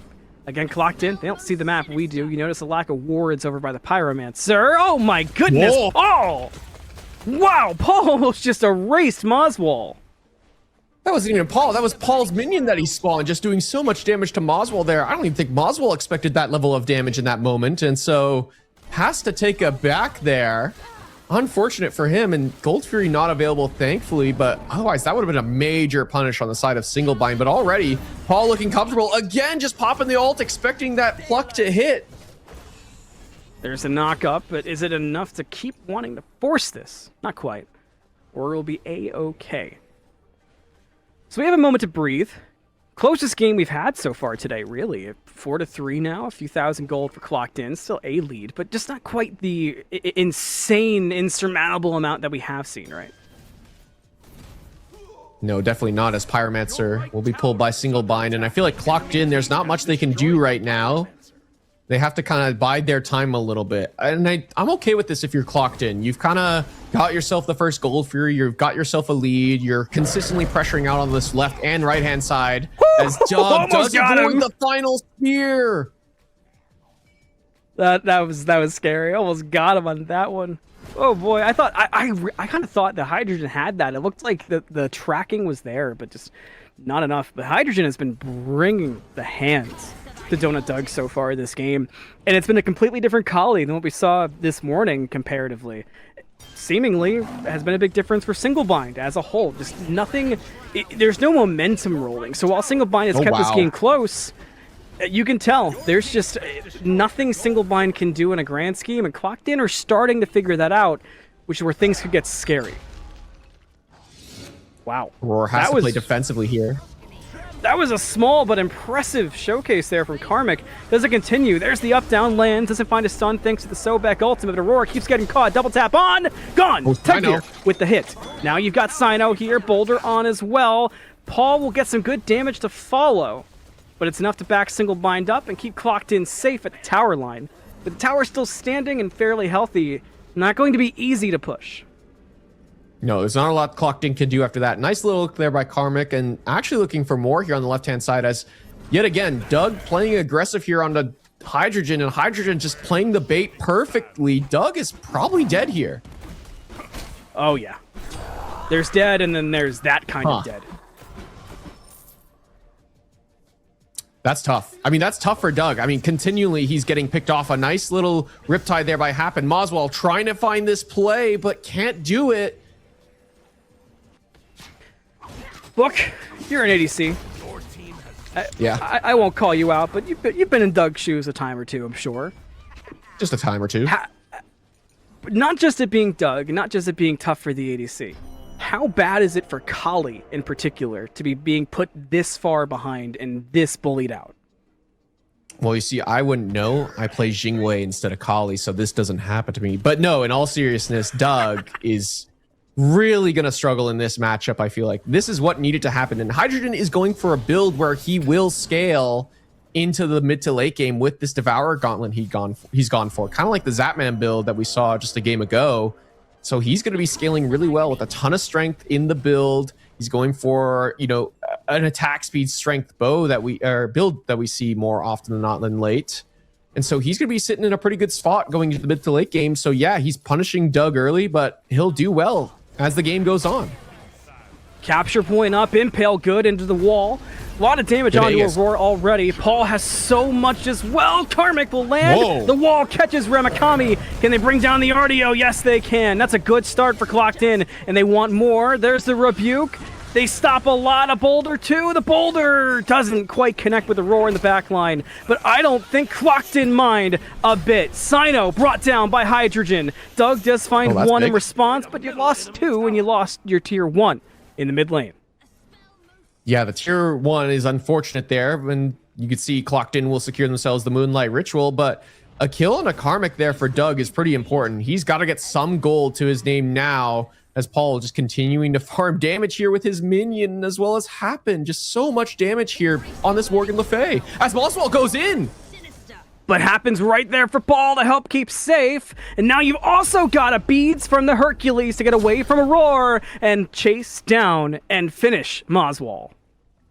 Nice play there. And the fear from Paul, just that reaction time, so sick there from him. What a good character at just denying the dive. And that's what Morgan Le Fay does. She's got the knockback on the 2, the fear on the 1, as well as a slow field. She's just got so much space control, as well as self-peel, and that is what this Morgan Le Fay does best. And so anytime Single Bind want to play forward and dive the backline, they're going to have a hard time getting past this Morgan Le Fay. Fire Giants up and Clocked In are grouping. No way. And it looks like they're going to make the call to start up damage on a Fire Giant. Single Bind are around. They've got a lot of members here, but you have to feel like this is a bait with Clocked In burning through it, though. Single Bind will be forced to react. Cyno is the reaction, but Cyno is low. Only was able to bring up Karmic. On the landing, Cyno just comboed himself, and he's down. Killing spree for Tegvir. And Clocked In set their sights for more. Karmic's up in the air. We're down. We're on Ramakami, but the wall gets interrupted. Without that stun, it's going to be tougher to find Ramakami out. The rest of Clocked In are not close enough to help bring down the RDO. Is there a re-engage coming out soon? Single Bind still around. Fire Giant started up once again by Clocked In. There's the combo looking for Doug. Tegvir can't find it. Does stun 2 instead. Fire Giant is down below a quarter. Doug is low, but Hydrogen will fall. Paul able to get 1. Now all hell will break loose in the Fire Giant pit. Double stun out from Karmic. Paul still dropping numbies. The dragon into the wall too. When will someone fall? It's Karmic, and fighting back is Single Bind, bringing down members of Clocked In. They've got 3. They've got 4. But Paul is still trying to throw back with Happen. Paul, the last one to stand. He has to walk away. The Fire Giant gets picked up by Single Bind, and there is no answer, but Paul has yet to leave. I don't know. 2K. Paul's still in the area. They know he's got to let it go. The Fire Giant goes to Single Bind. They kill 4 members of Clocked In, and they get themselves back in the game, and they get Fire Giant on 4. Man, what an over-ambitious call there by Clocked In. I feel like it was fine from the start. Yeah, sure. Make the play. Bait in Cyno. They kill him, and then, again, they just force the Fire Giant play. Bait Single Bind in yet again, and Single Bind just slowly bide their time around the objective. Allow Clocked In to keep tanking it up, taking free poke. Hydrogen gets left isolated. Yeah, Doug goes in, finally takes a spill for it, but you take down Hydrogen, and after Hydrogen's dead, a lot of the damage on the side of Clocked In just suddenly becomes irrelevant. Yeah, Paul does good damage, but he's more about that space control. And so as soon as his ultimate is down, he becomes a lot less useful, and there's not a lot Clocked In can do. And so Moswell showing up late is just the best thing that could ever happen to Single Bind, where everyone on the side is Clocked In is low, and he's got AoE damage to boot. Cleans up the members of Clocked In on the backhand side of that fight. Those charts are telling a story. It's not even, but that dip, buy the dip if you're Single Bind. That's the kind that can get you back into this game. Gold Fury is up. Single Bind are starting it up. We saw how this went for Clocked In over on the Fire Giant. And Single Bind maybe could make the same mistake as Karmic lands down, finds a good stun. Wall hits too. There's the rebuke to help Karmic escape. Early. Is it burned though? Yeah, is it way too early? The Gold Fury still being done, and Clocked In have now been effectively removed from being a factor in the Gold Fury. It will fall to Single Bind, and that gold lead will shrink even more. I mean, Singlebind now has huge tempo advantage with Happn's ultimate and Karmic's ultimate being down. Kali ultimate coming up soon. Remakami doesn't really have a diamond to worry about here. So Singlebind, it feels like they're going to have a ton of gold on the map to just take away. They've got themselves the Gold Fury, the Fire Giant previously, now the tier 1 in mid. Remakami could just stand here and tank up the damage while the rest of his team takes down the Pyromancer. And the gold lead getting kind of spooky here. It's near even. Which is insane if you've been keeping up with this one. It was starting to feel like the other games. Starting to feel out of touch and out of sight for Singlebind. But they are coming back. Aurora is caught up in a CC chain. But it's so tanky, it almost doesn't matter. There's the Impale. They still haven't killed Aurora. They commit a lot. Karmic's up, but Karmic is low as soon as he gets to the air. Does he commit? No. Lands back passively with Clocked In. They will not chase, but Singlebind step back up right after that. Look, it seems like Singlebind are reading the fights from Clocked In so well. They are. I mean, the call is made as soon as they see Karmic up in the air. Back off. Play defensive. A nice look there from Sino. Throws Karmic in the air. Sino is doing Sino things to Karmic on the landing. Look at the combination. Look at the Dead Thor. Aurora with the kill credit. But Singlebind, damage done. Karmic's been huge in these fights. Yeah, unfortunate there. Clocked In. Have to play defensively here. Can they defend against the onslaught of Singlebind? Yamoja ultimate yet again. It slows Singlebind, but was it too early again? Will become a big question in just a moment.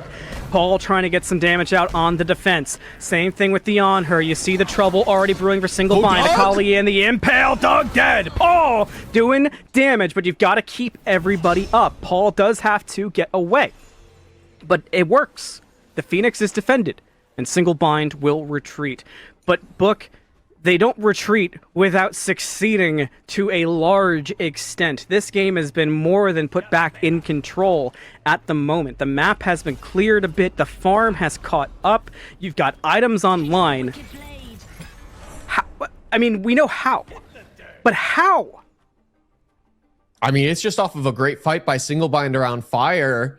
And then Remakami's just at the point where he's not killable right away. He can stand in the faces of Clocked In. We saw it there at that Gold Fury. He's in the faces of Clocked In. Happens forced to ult there to say basically, we can't allow the rest of the team to back up Remakami because we can't even kill Remakami.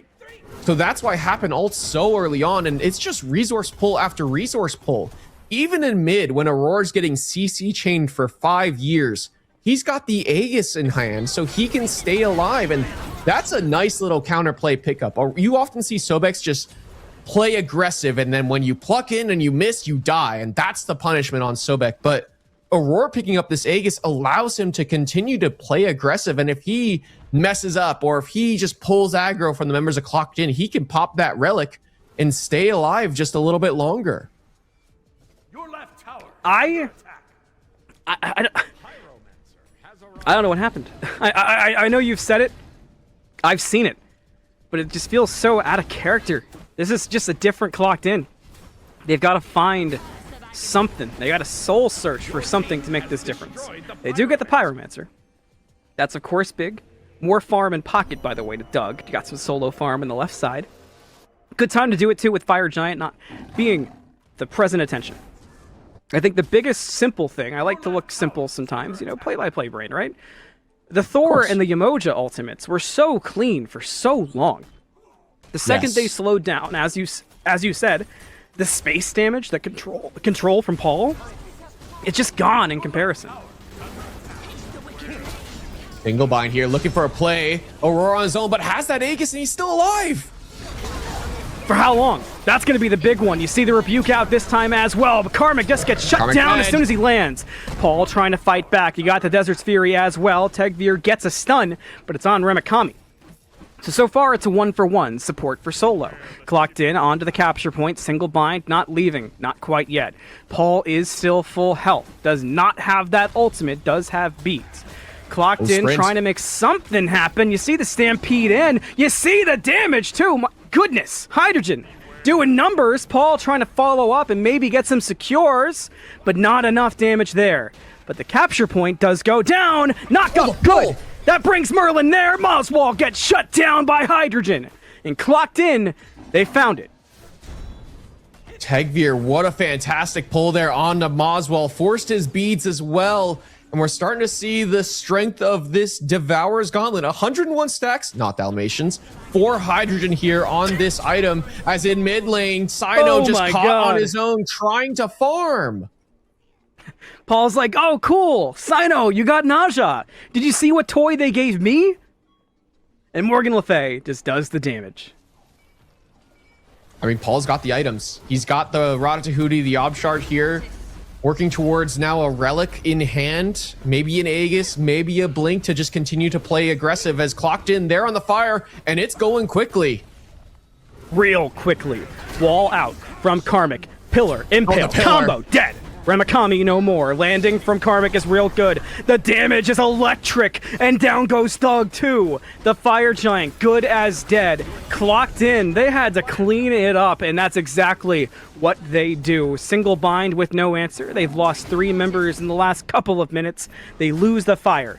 It's on 5. Ultimates coming back online. And importantly, all those purification beads that have been up still remain unburned. Paul holds the dagger on MLF, and clocked in are marching down mid. This is free. I don't think there's a lot single bind can do. You can see Moswell pushing the left-hand side. Sino has to back here. And clocked in. They might be looking for the end here. They are. They're stepping into the throne room. I don't think single bind was prepped for this one. In they go. The wall is good. They might just kill Aurora. The rebuke, but Aurora's able to get back into the fountain in the meantime. Now Sino's going to bring one up into the air. The Titan down to half health. Clocked in, focused on the Titan, trying to end the game. Titan down to a quarter. Everybody up for single bind. Is it enough for the defense so far? No, and it won't be. Clocked in. Take the semifinals in the face of single bind. It wasn't exactly what I would call easy, but man, clocked in, just fight back beautifully. And I hate to say it, but Doug just playing too aggressive on that right-hand side Phoenix Siege, gets caught by the impale into the pillar, and then the fight collapses. And since then, single bind, they can't find a victory after that. And it's just all clocked in, and clocked in again will go to the finals. Stop me if you've heard that one before, Anthony. Yeah, they do. But notably and importantly, not the cleanest version of Clocked In that we have ever seen. And they've got a lot to work on, and we have a grand finals not far ahead of us. But before all that, it's piddle time, it's refill your drink time. Jithens won't be getting a water, as I've heard. I'll be getting one for sure. You get one at home. We'll be right back on Smite Prime. Hello, everybody. Welcome back to Smite Prime. It is grand finals time here in week number 2. The points continue rolling on, all towards that cash prize of $7,000. I'm Mel, joined by Spirited Book. Tess, Jithens, and Solstice are all still hanging out as well. Thanks for hanging with us throughout what's been a wild day up to this point. Grand finals. This book, you can't beat a grand finals. It is, it's grand finals. It comes with the name. This one in particular is going to be an exciting one, of course. But we still have to break down the game we just saw before we dive into all the fun stuff of the grand finals. Did I say grand finals enough? Just in case. Just grand finals. Yeah. Gotta emphasize the point there. We're at that time for sure. But no, I mean, these two teams, I think, battled it out, and it was closer than... Well, I mean, it feels like single bind, they got off to a pretty fantastic start, and then I'm still not entirely certain what happened in this mid game that clocked in.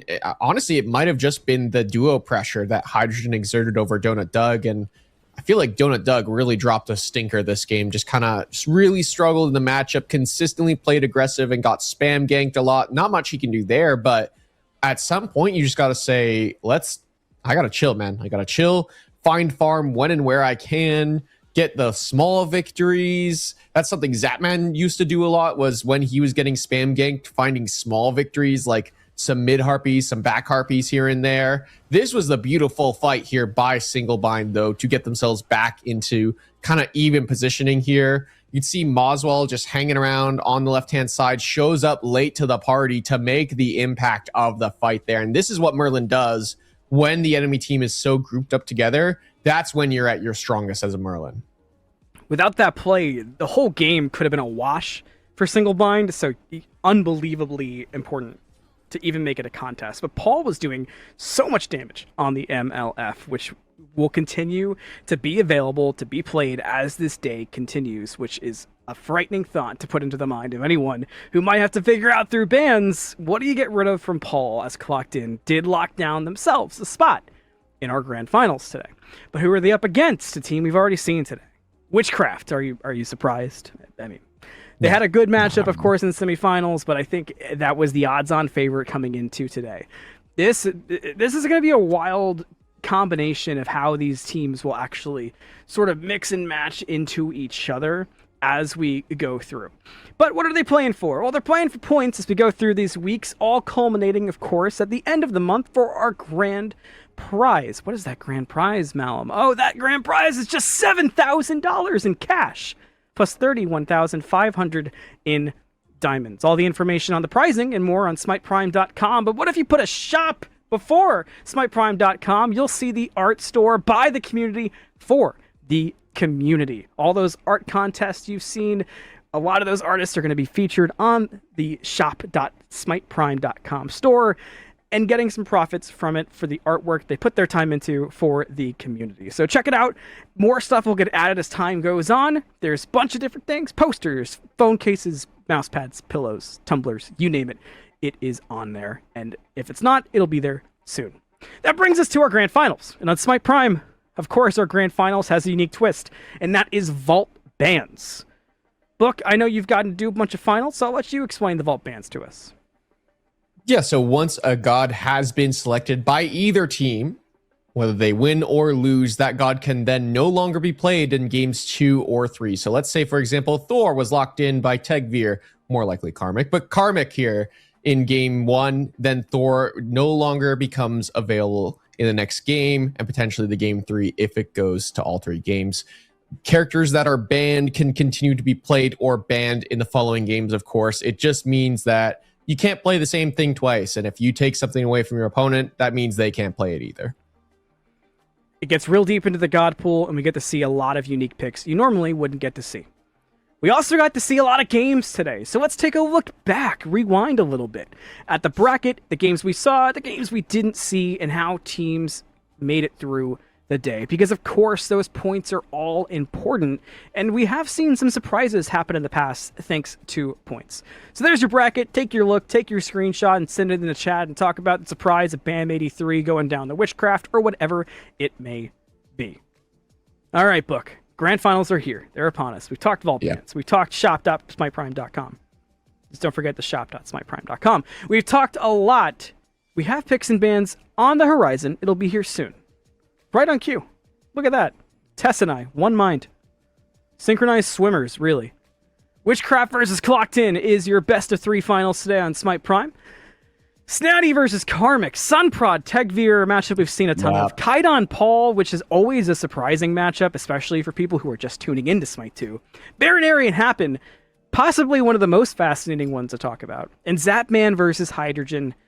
Where do you want to start? There's bans, there's picks, there's matchups. Book, please, the floor is yours. I'm curious to see what the bans from Witchcraft are specifically. Last game we saw Single Bind really target out Tegvir. Seems like Witchcraft are more intent on banning out a couple of members on the side of Clocked In.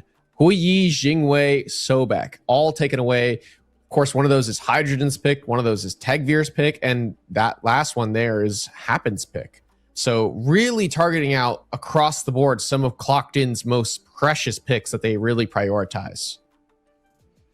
The Eset, first lock-in. Now, Eset's a character that has been mentioned a lot today. We talked in theories about seeing it in the jungle and whatnot, and we've seen it in Smite Prime a lot. It's got a lot of flexibility. It could be support. Obviously, it could originally be, as intended, could be played mid. The ultimate is so much value. There's always this aspect, though, Book, where I'm going with this, of vault bans, right?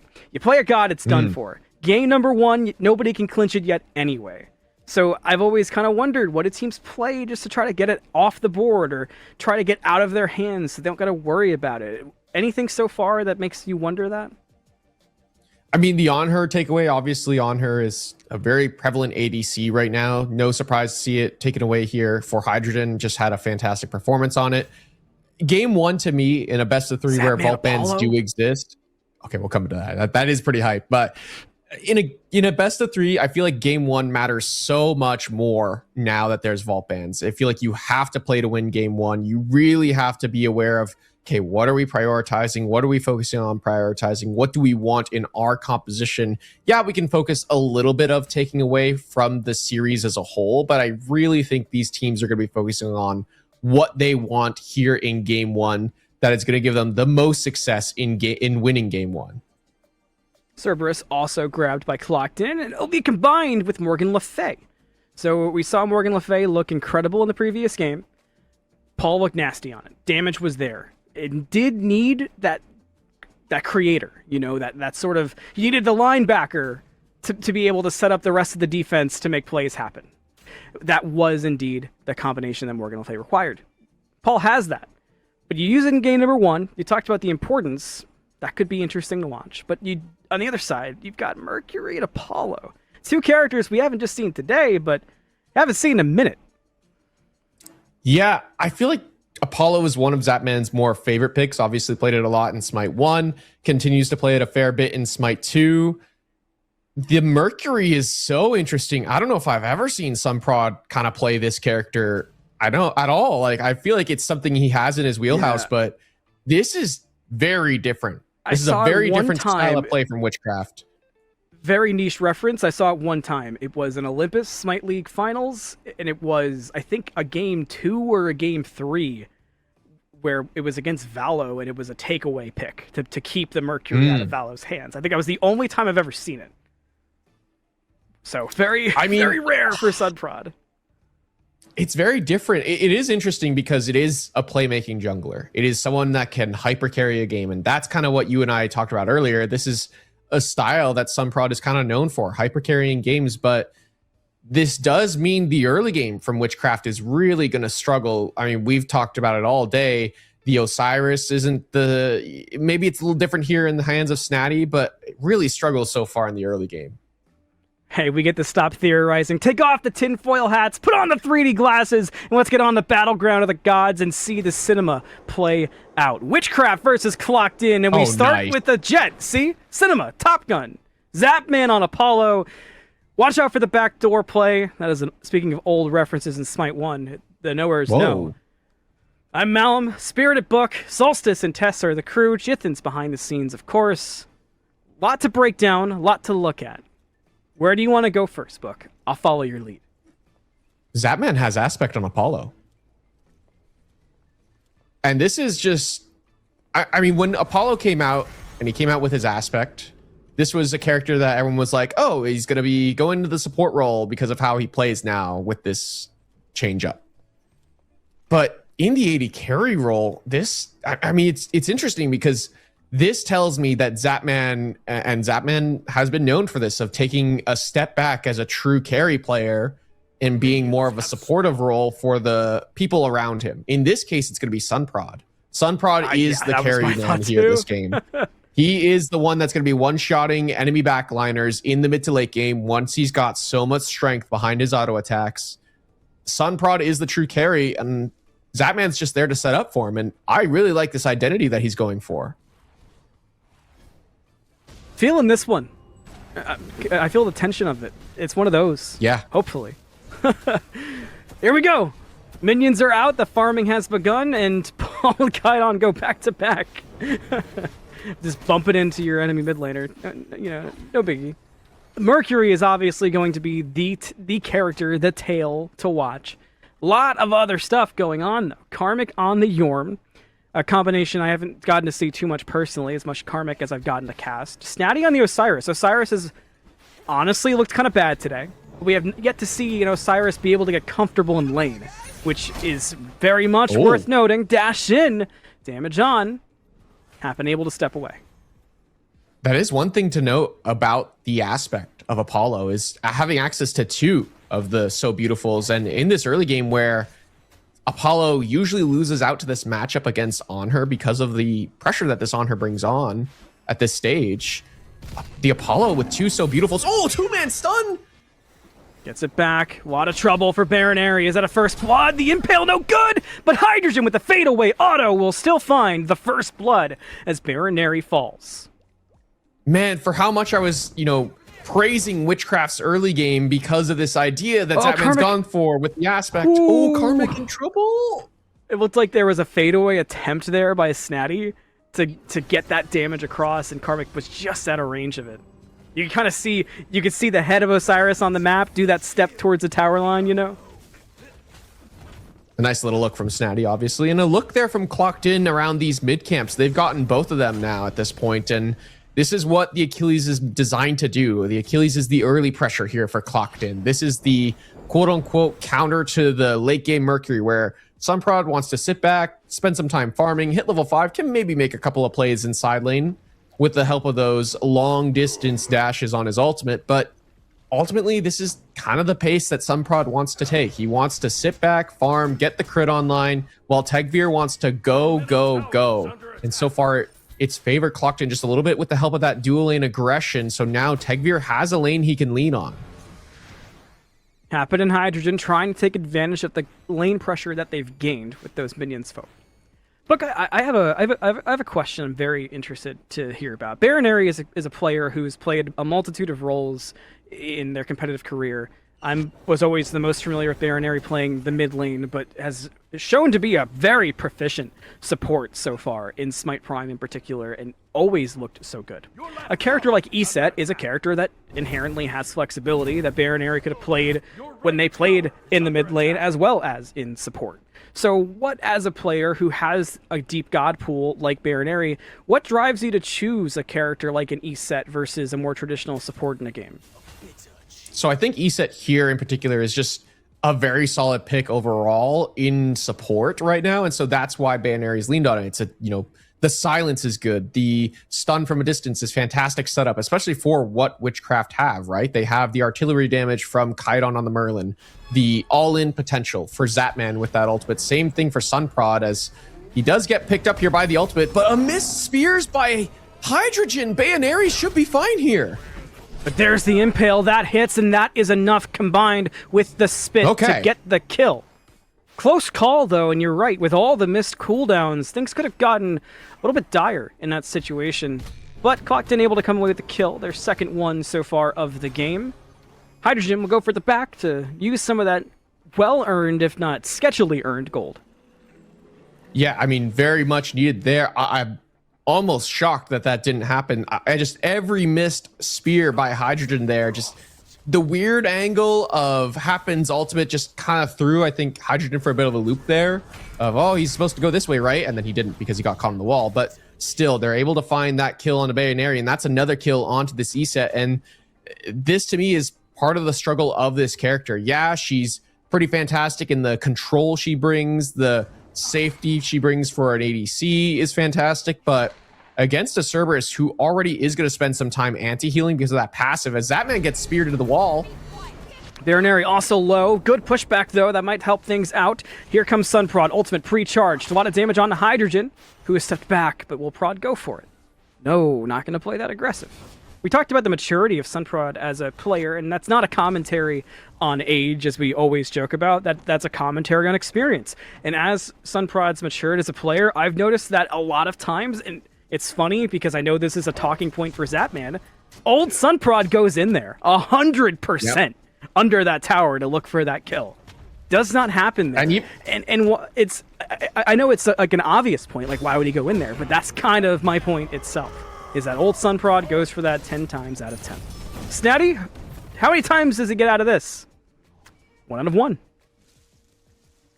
I feel like all the time right now, there's not enough damage on the side of this 2v2 from Clocked In of the Jormungandr Achilles. They just don't have the damage to kill this Osiris. And as the game goes on, look, part of the reason we've seen Osiris really struggle so far is junglers paying attention to the right-hand side, but they have the damage, they have the CC lockdown. Snatty doesn't really concern himself in this matchup against the Jormungandr. The Jormungandr is not going to do a ton of lane bullying, a ton of lane poking, some poke from a distance, sure, but overall, Snatty can feel like safely farm this lane effectively and get to a point where he can just be an unkillable raid boss as the game goes on. Sunprod still hunting around this mid lane, looking for Paul, who does have beads. Paul, you can already see senses tingling. A lot of damage come across already. Ultimate popped early. That buys time. Tegvir is here to help things out. Gets the stun. The beads after the stun for Kaidon. Oh. Ult away. So Sunprod and Kaidon both go low, but Tegvir does not over-aggress on this Achilles. A nice body block there from Sunprod. If Sunprod doesn't walk that direction, Tegvir's diving that tower. Absolutely, he's going for that kill. But Sunprod just walks in the way. This does mean the red buff is an avenue here for Clockton, but look who's on the way. Zapman's in the sky. And landing, lands down in front of Tegvir. Has some damage on. There's the aggression back. Maybe he can follow up on it. Sunprod with the ultimate on. Damage, good enough. Tegvir will fall. Zapman with the kill credit. Now all of a sudden, Witchcraft have the positional advantage in this fight, but they decide to group up and retreat a bit back. You see Paul hovering here in mid lane. Just has to be a little careful here with the ultimate being down. Means he's a prime target to have his beads pulled. That is something to note, though. As Zapman rotates, it means Hydrogen just gets more pressure and more free farm on this left-hand side. Zapman has to find a lot of value off of these ultimates here. And yes, got themselves a kill in that fight, but still has to keep that tempo and that pace off of these ultimates. If he goes for a team fight and doesn't find a lot of value, that's a lot of free farm going to Hydrogen that he's going to miss out on. You know, we've talked a lot about the amateur competitive experience of players and the gods they're playing from it. Tegvir on this Achilles. The first time I was introduced to Tegvir was a solo laner on the same team as Ratmilk in the jungle in a draft league. And Tegvir was one of my favorite solos to watch. Achilles was one of the iconic picks then that I saw. Snatty up down, trying to make this solo lane play iconic on the Karmic. Karmic has too much damage and gets the solo bolo. A little bit of spit for the extra flare on the kill. Snatty will go down, and Jormungandr does Jormungandr things. He just holds left click and spits at you and laughs as you die.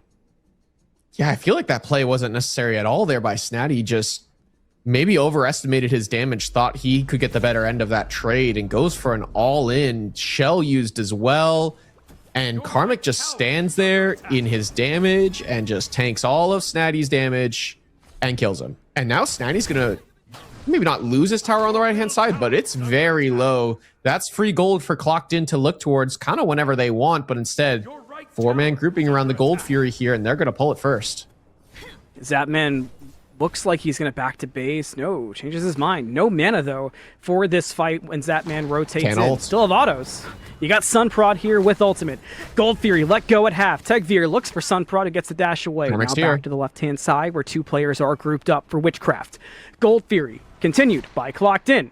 Zapman has stayed in lane, so it's a tough fight for the squad of Witchcraft, and they're going to concede. The Gold Fury goes down to Clocked In.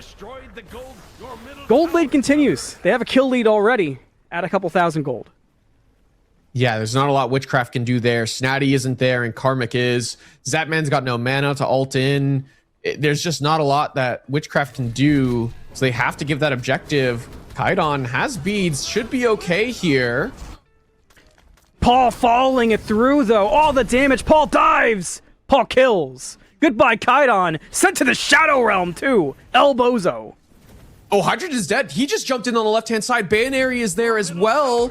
Hydrogen has the damage and the HP. Maybe he's not dead just yet.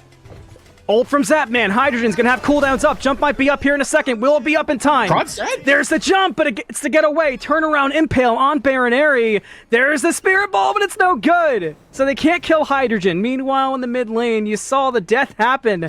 A kill picked up for Paul. Dive under the tower. Jormungandr. One more hit. Oh, Got no. him later. Away he goes. The pool was too much to handle.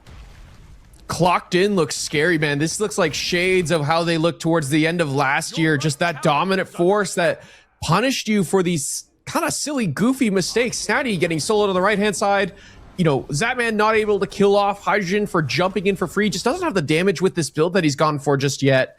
Really, that's so beautiful is going to be a lot of what Zapman's damage is going to be, and just doesn't have the items to facilitate that just yet, as Sunprod also got picked in mid lane on his own. Just unfortunate. And Paul doing Paul things, being aggressive here, running down Bayro. And even gives Kaidon a love tap on the side. There's so much damage from this MLF. It makes sense. The only thing that sucks for Clocked In is you don't get to play it in game 2. Paul looks so good on it. And the character is doing so much damage. It all spirals into a Pyromancer pickup for Clocked In as their gold lead now is growing further and further and further. 6-1 also reads the kill feed. They've got positional advantage on the map. Things are looking pretty good if you're rooting for Clocked In right now. Witchcraft, a very popular team. We saw the fans here today for them. They've got to clean up their act a little bit, and a lot of it right on cue, Solstice, feels like it's Snatty. It's just Snatty's been quiet so far. I'm inclined to blame the Osiris, if I'm being honest, Book. Yeah, I agree. I feel like Snatty overestimating his Sunprod finds that execution play. Should be dead. Desert's Fury looks for the impale away. Gonna be no good to stop Zapman, but now you've got to fight off the Achilles. Tegvir, damage for 1. Tegvir gets 2! Sits them down and shows them what he's made of. Double kill for Tegvir. Just not enough damage between the Mercury and Apollo just yet. And Tegvir's the one with all the damage in the world here with the help of Hydrogen. And so unfortunate for Witchcraft. They go for that play, but the Achilles is on the way to back up their ADC. Hydrogen takes a spill, yes, but Achilles with 2 kills now to his name. A fantastic look from Tegvir, and look where Happen is invading this purple buff. We kind of mentioned the passive plays from Happen. This game, it's been all aggression so far. I really like when Happen plays aggressive. The amount of times I've seen an Aphrodite or that weird period where we had Nuwa supports coming through, or even the Morgan, which was... It's ironic, it was one of the compositions that Food Drive for Glove at the time was so praised for, was their Morrigan play, but it's just those characters never feel like they fit Happen's style. But the Cerberus, the Yamoja, it just looks so clean, so good, as Paul does on the MLF, picking up a killing spree. That's 3 for the MLF. Kaidon just probably, I don't even know what happens there. I feel like underestimates the damage there as Snatty. This tower is dead, and now Snatty, yeah, he has ultimate, but Snatty's in trouble here. So much damage. So dead. Tegvir's here too. Yeah, there isn't a chance. Killing spree for Tegvir. Remember earlier when I talked about how good Tegvir looked when he was a soul laner, and I would see him play Achilles? That was 2022 when he looked nasty. This is 2026. That's a lot of time to get even better at this character. And the jungle Tegvir of present, bit of a demon. Yeah. I mean, Tegvir always impresses on this pick I've found. He's been very successful so far in his transition to the jungle, excuse me. He doesn't have a wide god pool, has just a couple of key characters, the Tsukiyomi, the Huyi, sometimes the Uller, but the Achilles is definitely if it's a in very meta, prevalent Susano. one. Yeah. Very consistently going towards this Achilles, though. Even when I feel like the items don't really favor the character. I mean, he's always building something different. I've seen Linearian Bow first item. I've seen Jotun's, Oathsworn. Now it's Golden Blade here for the Achilles first overall. The Moonlight descends. It is 10-2 for Clocked In. They are sitting comfy right now. But there's always got to be a but of some kind, right? Witchcraft haven't given up in duo. That could be where they play out of. We still are waiting to see sort of how this Apollo develops, having gone that aspect choice. I mean, you can't count out Witchcraft, and Clocked In almost fumbled in the previous game. We'd be remiss not to consider that as well, Book, right? But what is that sort of, where's that mistake potential? It's easy to say, well, yeah, the way back in for Witchcraft is Clocked In make a mistake, but where could that happen? Are we looking at Queen Naga? Are we looking at Capture Point? Do we look further ahead to a Fire? I think it's Fire Giant. I think at that point, Sunprod should be in a pretty comfortable position with some items online where they can punish, although it might be right now. Zapman's got Snatty in pocket. They're looking for Paul. Maybe that's why you bring down your solo to bring down Paul. Okay. I guess that's why you ride share, right? yeah, it's, you know, just costs you a lot less. It's just, might as well, right? Why not save money? Here's the Queen Naga. Clocked in. Yeah, gotta save the doubloons. Will it go down? Tegvir looks for the steal. Cannot find it.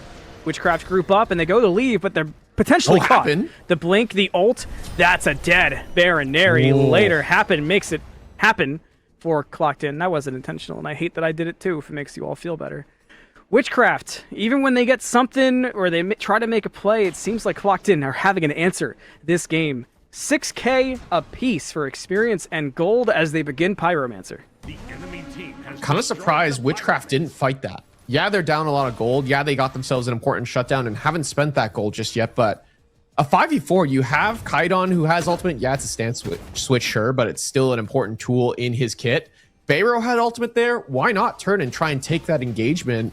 Instead, they're just going to take their time, go back to splitting the map, let Zapman keep farming it up. Now we've seen 2 rotations from Zapman that have been very impactful. Sunprod has to be careful, though. He does not get picked by Tegvir. This would be a disaster if this Mercury, who's already 2 levels behind, dies again.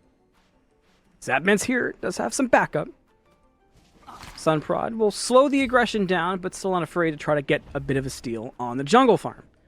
I also want to call attention to a small thing, but the Snatty and Zapman play. That ultimate being used that way, and just remembering it exists, right? Because that's the kind of key to the +1s, is actually finding ways to utilize them and get creative and what have you. I wouldn't be surprised if we see at least one more play from Witchcraft utilizing the Apollo ult or utilizing the Merc ult into the wall. Paul gets completely broken apart by Witchcraft. An early pick, they see the problem child, and it looks like they're going to focus in on it. And that play happens because previously the combo of Zapman and Snatty pulled Paul's beads down. And so just had the ultimate to try and stay alive, but can't get it off in time. Paul's just dead in a moment's notice. And Sunprod has the Deathbringer online, so has good damage here to start killing these carries. Look towards Sunprod in this next teamfight, and ultimately that play from Witchcraft is just to slow the pace down. Let the Apollo, let the Mercury keep farming out. Snatty getting the better end of things now against Karmic with this build he's got online. Side lanes, chaotic in both ways. Hydrogen just had to leave after Baronary had a gank. Snatty is low, though. Tegvir's here. Sunprod backing in the bush. Sunprod's already backed, and Tegvir's got eyes on Osiris. Snatty could be in a lot of trouble. Already in execute range. There's the ult hit by the Sunder first. Tegvir still locked in. Paralyzing spit into a dead Snatty. Not much Snatty can do there. Just overstayed his welcome, I feel like. But look, Witchcraft, where are they? On the Gold Fury. They're going to pull this objective. Potentially their first of the game. And I feel like Witchcraft playing the map very well right now, but Clocked In. They're grouping here for this Fire Giant. But remember, you have an Apollo ultimate to carry members over. It's going to cost Zapman a fair bit of mana, but can they realize that this play is happening? And I don't think they realize that they're on the objective. Fire's already at half, so even if they realize now it's too late, Witchcraft will maybe go for the pick on Hydrogen, but that's only Sunprod. The Fire's going to fall. Clocked In, make the call, and it works out. They get the Fire Giant just to one measly Gold Fury. You take that every day. Baronary has to be careful that it doesn't fall to happen here. But all the while, Sunprod and Zapman will push out this left-hand side, but they can't even go for the tier 2 tower. Hydrogen already back on the map here. Clocked In, man. I mean, I just praised Witchcraft for, I feel like, playing the map better, but Clocked In, they do it one up. They get the Fire Giant while they trade a Gold Fury. It's Witchcraft's first one of the game. And yeah, Witchcraft are scaling, but they're still just so far behind that this Fire Giant is a big deal, and it's something that Witchcraft are going to have to find an answer for. If you're Clocked In and you're able to secure the fire the way that they did, what are the calls and what are you hoping for where you go next? What's the right play in this instance? Towers. Just towers. I mean, there's the Pyromancer you can look towards, sure, but you can see this is why Karmic is in the area. Just going to deny Witchcraft from really looking to do that objective. But the rest of the members of Clocked In are pushing this left-hand side Phoenix here, I would imagine, soon. Snatty's trying to answer with some gold for himself, has to complete this build, become an unkillable force that Clocked In have to worry about, but all the while, Witchcraft able to just kind of find farm where they can, but they're not going to be grouped to defend this bird.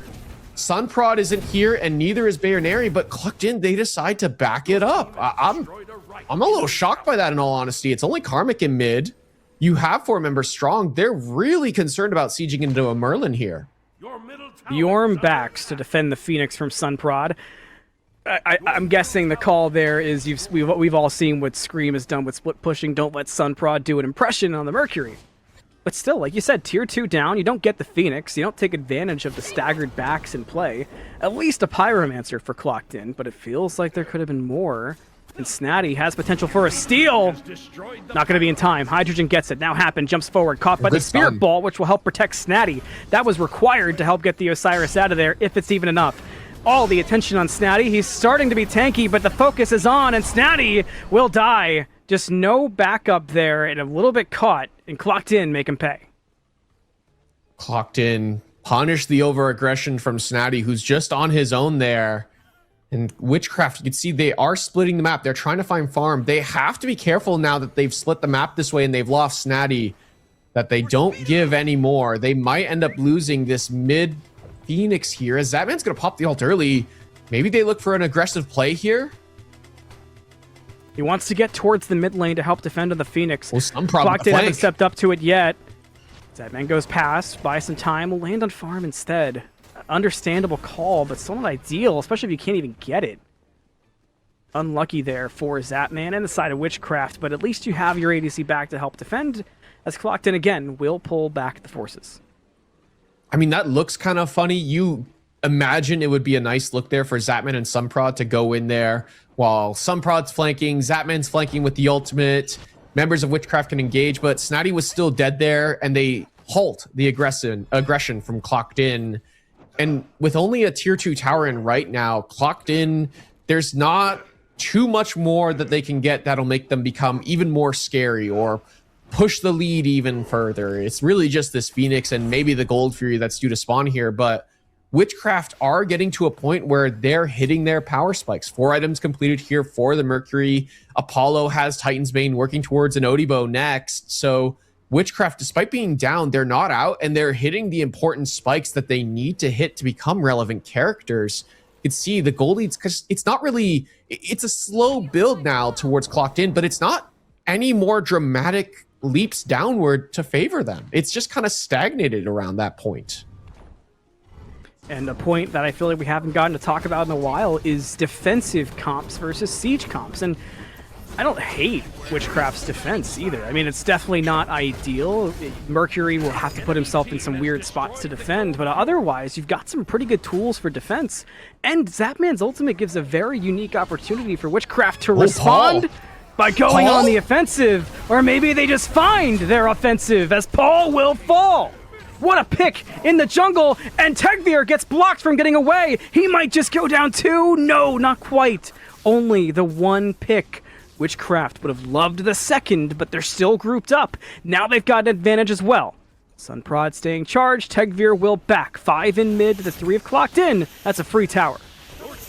The presence of mind from Witchcraft to just kind of look for a pick in that moment. Clocked In just got themselves a Gold Fury and hadn't spent any of that gold that they just got for themselves. And Witchcraft just group, and they're ready for it. They're ready for Paul being on his own while 2 members backed. And now they're ready to pull Pyromancer and look for a 4v5 fight.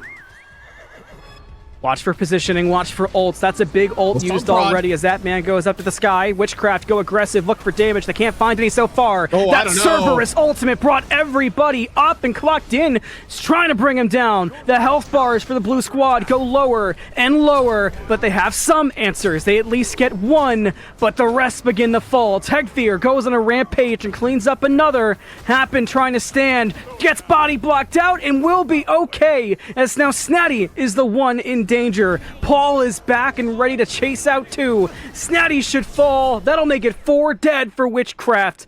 Clocked In clean it up at the perfect time. For how much we praise the cohesion of Witchcraft, they just look so split up in that fight. So many different targets being focused there, and all the while Hydrogen free casting for so long. Ends up dying, sure, but it costs Witchcraft so much. They let the on her free cast when he needed to be just the primary target at the fight. at the start of the fight, Sunprod just goes off on his own. Kaidon goes off on his own, dies pretty early on, and that's a lot of Witchcraft's damage, especially with the build that Zapman's kind of gone for here with the aspect. And all of a sudden, Witchcraft, despite getting such a fantastic pick, they have to be careful here that they don't lose more. I saw Baronary. I think Baronary saw an opportunity at the same time as I saw Baronary see the opportunity. There was that little pickup of, wait, can I make an attempt for this steal? But ultimately not. 26.5 minutes clocked in, get themselves the Fire Giant. Dagger will go in pocket of Tegvir, which is real scary. They're sitting on 17 kills. Everybody's got level 20. They have a ton of gold in pocket. You're starting to buy the expensive items. Zapman and Prod are grouped up on the left-hand side. That ward will catch the on her, but they've already stepped into lane. That Curio from Hydrogen was able to spot out Sunprod and Zapman roaming here on this side, and that's what keeps Hydrogen from walking forward any further. So Hydrogen able to spot out that attempt at a look for a pick, and that's what Witchcraft want to do. They want to spread the map and look for picks here. With this Apollo, with this Mercury, they can look for these pick composition style of fights, but I mean, Clocked In just doing a good job of taking their time, just playing it slow, letting the rest of the team group up before Hydrogen steps too far forward. Of course, using those Curios to spot members from a distance. Snatty just trying to keep pressure here, losing the trade to Karmic, who's just so healthy right now. You might be careful overcommitting to this Yorm, because if he keeps you from backing, you're in trouble as the rest of Clocked In are moving left. But the back goes off. 4 at the Phoenix, 4 Clocked In. Witchcraft do arrive in plenty of time to make a defense happen. In go Clocked In, here we go. What's your defense look like? Prod's looking for an angle from around the side of the wall, can't find it quite yet. Decent damage so far, and away Clocked In go. They got the Phoenix low though. They almost were able to secure it. You've got the Yorm back. Now's your time to step in and clean it up. And look at Prod's positioning. Look how far back on the flank Sunprod is. Is this an opportunity? There's the ultimate. There's the damage. Zapman up to the sky. When he lands, what have you got? They're dropping damage, but it's not enough. Witchcraft can't make this work despite all the positioning in the world. Clocked In just tank through it all and step up. They just now will kill the Phoenix. They've got Snatty caught. Can they bring him down? Sure can. Tegvir with the execute. Unfortunate there for Witchcraft. They just don't have the damage from Zapman. The ultimate is decent, sure, but it's just not enough to clean up these kills. Even Sunprod is really struggling to get to the back line and finish off key targets. There's so much odd peel potential. You know, Paul with this Morgan Le Fay does a good job peeling. Even Hydrogen has gone for a shell pickup here to keep himself topped up and alive in these fights. The split here from Witchcraft is admittedly a little dangerous, as the mid Phoenix will fall with no contest. Witchcraft are trying to figure out what the play is for defense here. Clocked In step over to the tier 2 and right that they do have to handle before they can go to the Phoenix. But when that dies, the right Phoenix is all that stands between Clocked In and victory. They have 50 seconds on fire. Witchcraft are spread around the map. Zapman begins to back. Sunprod still in solo. The defense begins. And Witchcraft will try to hang on. Sunprod is walking back the slow way, has the ult, uses it through, and finds some value. The Phoenix is standing, and there's damage on. Clocked In call, full skill retreat, and Witchcraft want to go in the chase. Snatty gets knocked back, looking for Paul, who's been separated from the rest of the team. The gas pedal is pressed. Can you find Paul and bring him down? The ult from ESET's not enough, and now Witchcraft gets spread around. You spread around, and that's your doom. Hydrogen makes them pay. Who's up next on the chopping block? Clocked In have the cleaver out, and Tegvir is making it work. He's unstoppable. Zapman retreats. Snatty is slowed. Snatty is caught. Is he dead? Not quite. The blink from Tegvir looking for the execute to get closer to bring down Zapman. He gets Mez, but Karmic will find Snatty. That leaves 2 members up for Witchcraft to defend. Zapman up! He can find a kill with this. He lands down, dashes forward, gets the Mez, gets the kill, but gets followed up on and handled by Tegvir, who's had a hell of a game. Why not end it right here as Clocked In are in the throne room ready to end this game. Kaidon, the last line of defense, working so far, finds one. Can you save the Titan? Maybe. Double no. Too late. Clocked In take game number 1. I mean, it's a new year, but Clocked In are starting to look like their old selves again. They're looking good here so far after taking game 1 against Witchcraft. I mean, you gotta find an answer here if you're Witchcraft. They look just a little bit shaky. They don't look as clean as they did earlier in the day, and they don't look as clean as they have in previous weeks of Smite Prime. Something is wrong in that game that they have to go back to the drawing board and fix right here, right now, if you want to beat this clocked-in roster. You do have some help, though. The Vault Bands, will they bail out Witchcraft, or is Clocked In looking at a 2-0 and a return to form? We'll find out on the other side of this break. Game number 1, Clocked In.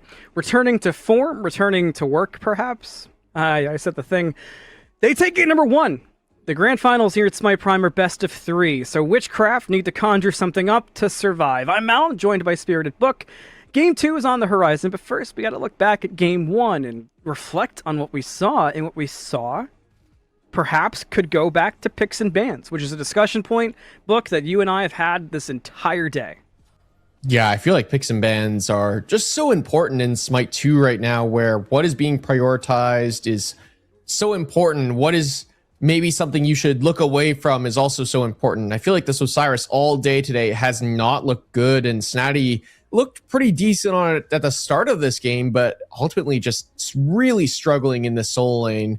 And here, yet again, getting picked off consistently this game. And I mentioned it, I feel like Witchcraft just aren't on the same page the way they have been previously. And it's weird because you have moments like this, which are so fantastic. They're grouped up. The rest of Clocked In are all backing to base, and you catch Paul off. You kind of force Tegvir to ult in moments like that. And then it's a 4v5, and then you're just not all on the same page the very next team fight, and you're all on different targets, and you're just losing your individual ones. And so it's just such a missed opportunity, I feel like, from Witchcraft, where I feel like there was so many chances for them to get control and win this game. I think the biggest thing that I'm on, and I'm glad it's Vault Banned for this reason, is I'm super, super in with you on Snatty in particular. The Osiris looked the best it's looked all day. Yeah.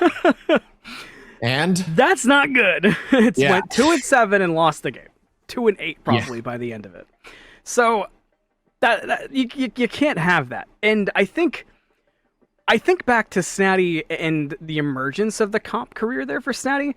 It felt like he was underrated because there was just so many games where it wouldn't even make sense how he was playing so well. I remember an Ares game in particular that it felt like a 1v9 by Snatty on the Ares. His team lost. I believe that was when they were eliminated from Founder Series, but he looked fantastic. In that game, they did not have Snatty, they being Witchcraft. Zapman, quieter game, didn't look bad. Sunprod as well, on the hyper carry, but could not hyper carry. I feel like if you can get Snatty and Prod more comfortable, maybe you can unlock what has worked simply. But my question that comes up from this, can you really blame just 2 more off-kilter god selections on the lack of cohesion for 5 members? I wonder if it's just the way the dynamic has shifted in how this Witchcraft comp wants to play, right? It's very different than what a traditional style is. Somehow you're adding an ADC into the mix when it comes to, okay, we're full send diving the back line. Who's the target here? Sunprod goes off on his own. Snatty's behind, so he can't dive effectively. You saw there in that fight around the Pyromancer after they had just picked off Paul, Zapman and Snatty are on the same target, and Sunprod's off on his own trying to kill off Tegvir. So it's this disconnect where Zapman's involved in this dive play. Maybe it's just up to leaving Snatty and Prod to doing what they do best, leaving them to try and dive the back line, try and kill Paul. And I don't mind the look there, adding Zapman into that mix of comms of, hey, we really got to kill this back line that is so good at peeling us. The Morgan Le Fay, we touched on it, so good at playing peel. Hydrogen went for a shell to play peel, and I think that's kind of what it came down to. The dive just was ineffective at killing off the back line. If you're just joining in, there's something called Vault Bans that we use in Smite Prime. So if a god was played in game number 1, that's it. We're not going to see it again. That's so important to keep in mind going into this picks and bans. The bans do not carry over. It's the picks. Yep. So you can effectively eliminate every problem if you play your cards right. Here in game number 2, it's very interesting because the team on the back foot now has this, okay, I guess we have to play anything we might have been holding out on. Whereas the team that won the game can not take it lightly because you want a 2-0 and move on, but you have a little bit more freedom of picks because you aren't facing that same pressure of we have to play our best cards right now. And I feel like game 2 is where Vault bans always show up the most to be the most impactful. I agree. I think this is now the answer. Or sorry, this is where Clockton posed the question to the members of Witchcraft. To Witchcraft, right. Yeah. I feel like Witchcraft have to find the answer of like, okay, what do we do? How do we defeat this roster that teams for so long have really struggled to play into how Clocked In decide to draft? Hey, let's find out. P's and B's are ready. Is this the last one of the day? Or will Witchcraft find new life? Will the spells work out? It was simple, but yeah, makes sense. Witchcraft. Malum Spirited Book still with you for picks and bans. Hooyi, off the board. Remember, bans don't carry over. It's the picks, and they're at the very, very bottom. They're all grayed out down there. Keep track of them, because that's where this matters. And the more gods you have in your god pool or god ocean, that's where you can really find some dividends. And I always think of players like Paul, like Zapman, as being the examples of they don't really care about vault bans, like whatever, you know? Oh no, I have to play Zeus or Vulcan or something off kilter, off meta. Watch me top the leaderboards in damage.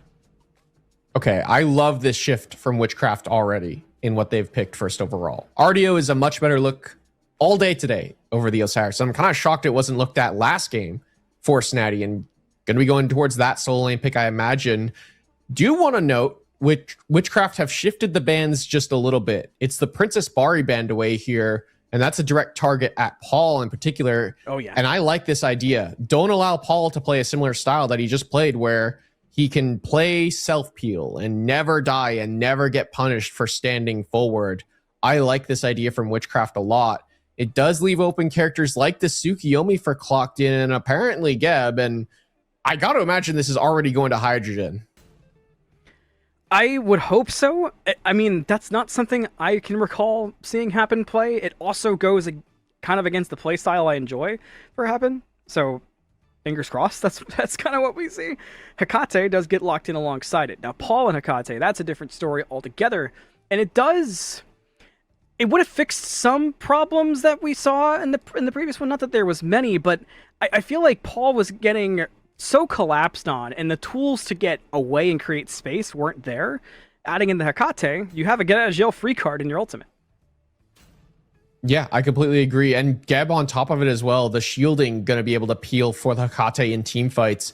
I mean, this is just a bit of a different idea here for Clocked In that they've gone towards. I mean, even last game, we saw Hydrogen go towards the shell in the item department and getting that relic for himself, as well as the team, just to keep the backline topped up in those team fights, in those dive attempts.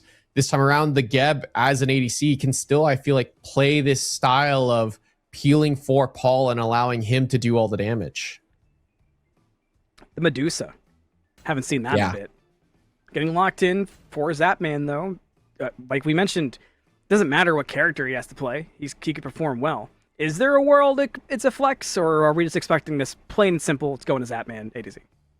I'm not convinced it's entirely going to Zapman, but more than likely, yes. I feel like ADCs right now, kind of like on her last game, where lean a little more towards some ability-based style of play rather than full auto attack. So right. I wouldn't be surprised if it's Medusa ADC and with Agni locked in. Again, still potential flex between these two, but I almost guarantee you that it's Medusa ADC and then Agni going to Kaidan in the mid lane. Which would be a bit of a throwback. I feel like we don't see Agni played in the mid lane that traditional style much anymore. It's not like it's terrible. I mean, the damage can still really show face. I guess it's not amazing either based off your expressions, but still, you know, it's not like it's a unfunctional character. No, I don't think it is. I just don't think it's very good here in particular, especially against what Clocked In have drafted. The Thor in again, particular. Yeah, more lockdown for Clocked In that are really going to deny Agni to be able to take space in fights. Even Hecate from a distance, and now Athena as well. Agni with no CC immunity is a big deal here on the side of Witchcraft. I am curious to know how Sunprod Daji goes. I feel like that to me is the one to look at here, especially with what Clockton have drafted and the style of play that Clockton want to do, where they want to Athena dash in and taunt someone. Well, what happens if that person is a Daji that just goes up into the powwow and starts throwing chains at people? I feel like we can also expect Clockton to look for the old school combos, you know, utilize the global pressure, put the Athena somewhere silly, put the Athena on the Tsukiyomi ultimate just to get her close to help finish off a kill, utilize the Thor combo. I feel like a lot of times teams go back to the tried and true that work out. Yep.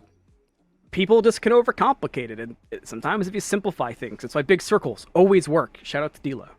But we have game ready. We have game number 2 of the grand finals. This is going to be a take-home game for Clockton to 2-0. A team as powerful as Witchcraft, or can they surprise us and push us to a game number 3? I'm Mel, joined by Spirited Book, Tess, Solstice, and Jithens, the whole gang. Smite Prime here. Aspects are locked in. Geb ADC. So, Book, I've let you have some complicated starts. So let's simplify things. If you're new, tuning in, and you see a Geb ADC, and you haven't watched Smite 2 in a while, you have no idea what the hell's going on. Can you help that person? Yeah, just a little bit. I mean, Geb ADC is still an interesting one to me that I'm trying to figure out. It basically means his auto attacks become ranged, and that allows him to become more of a traditional ADC, but at the same time still has some supportive aspects to him. For example, in the shield, which can still cleanse. It is only a self shield though, and it buffs his attack damage. So we'll see the Geb lean towards a lot of attack damage items or just strength items in general.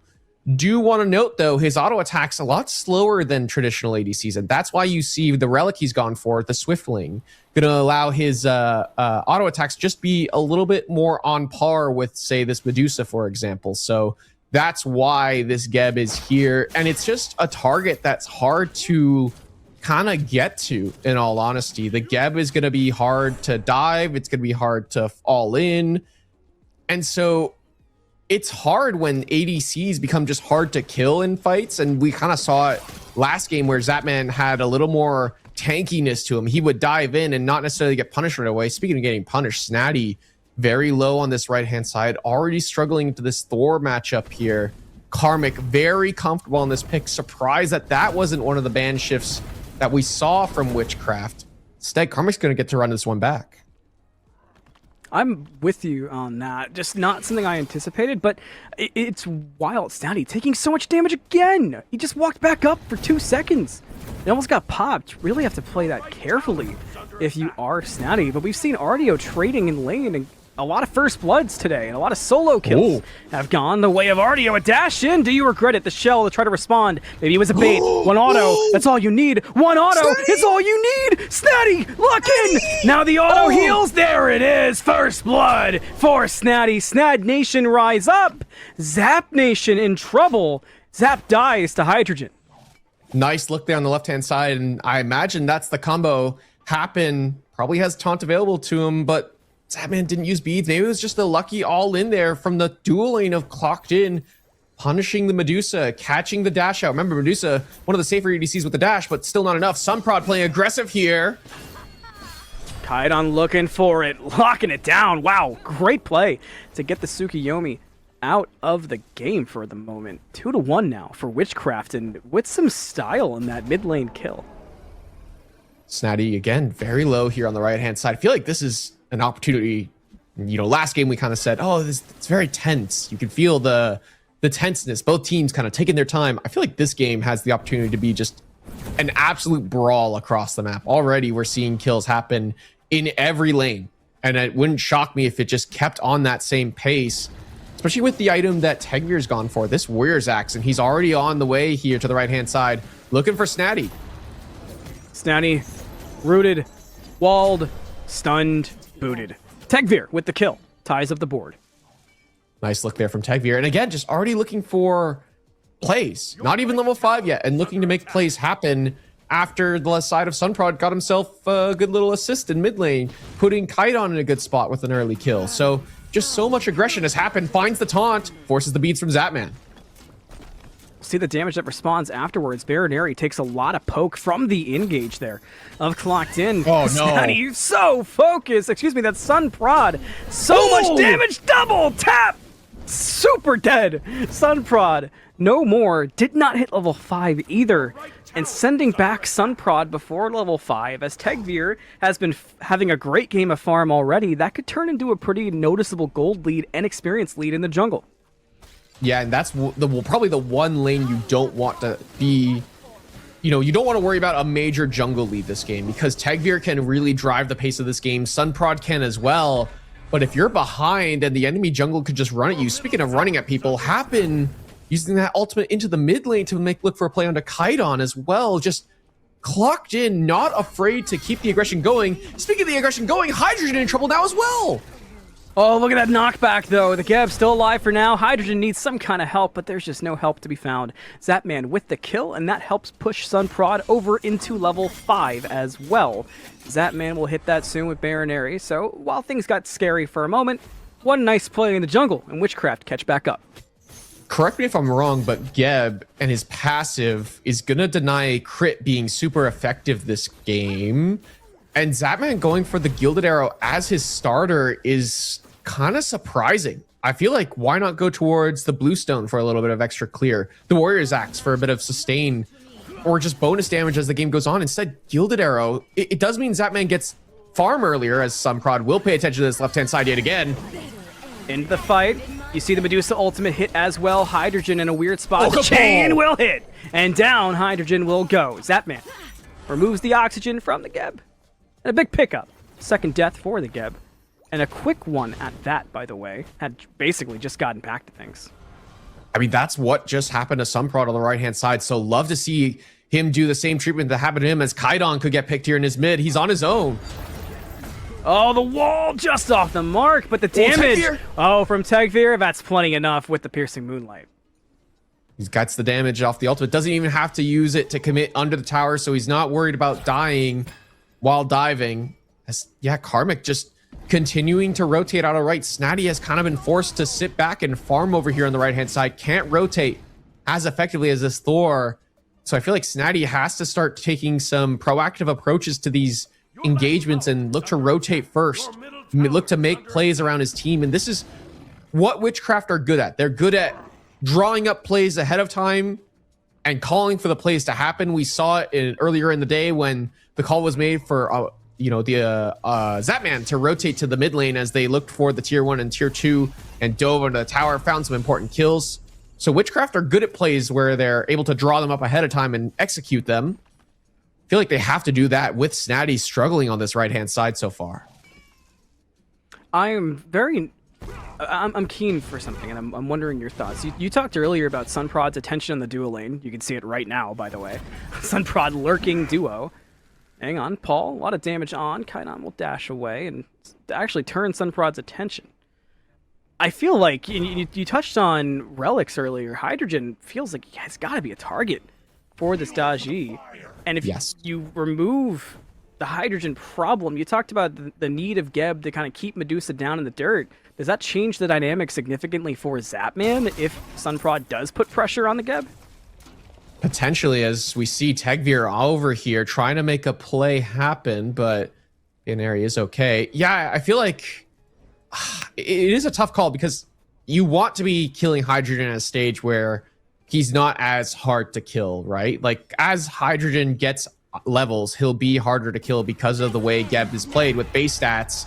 Speaking of hard to kill, he's hard to kill right now, but Sun Prod's here.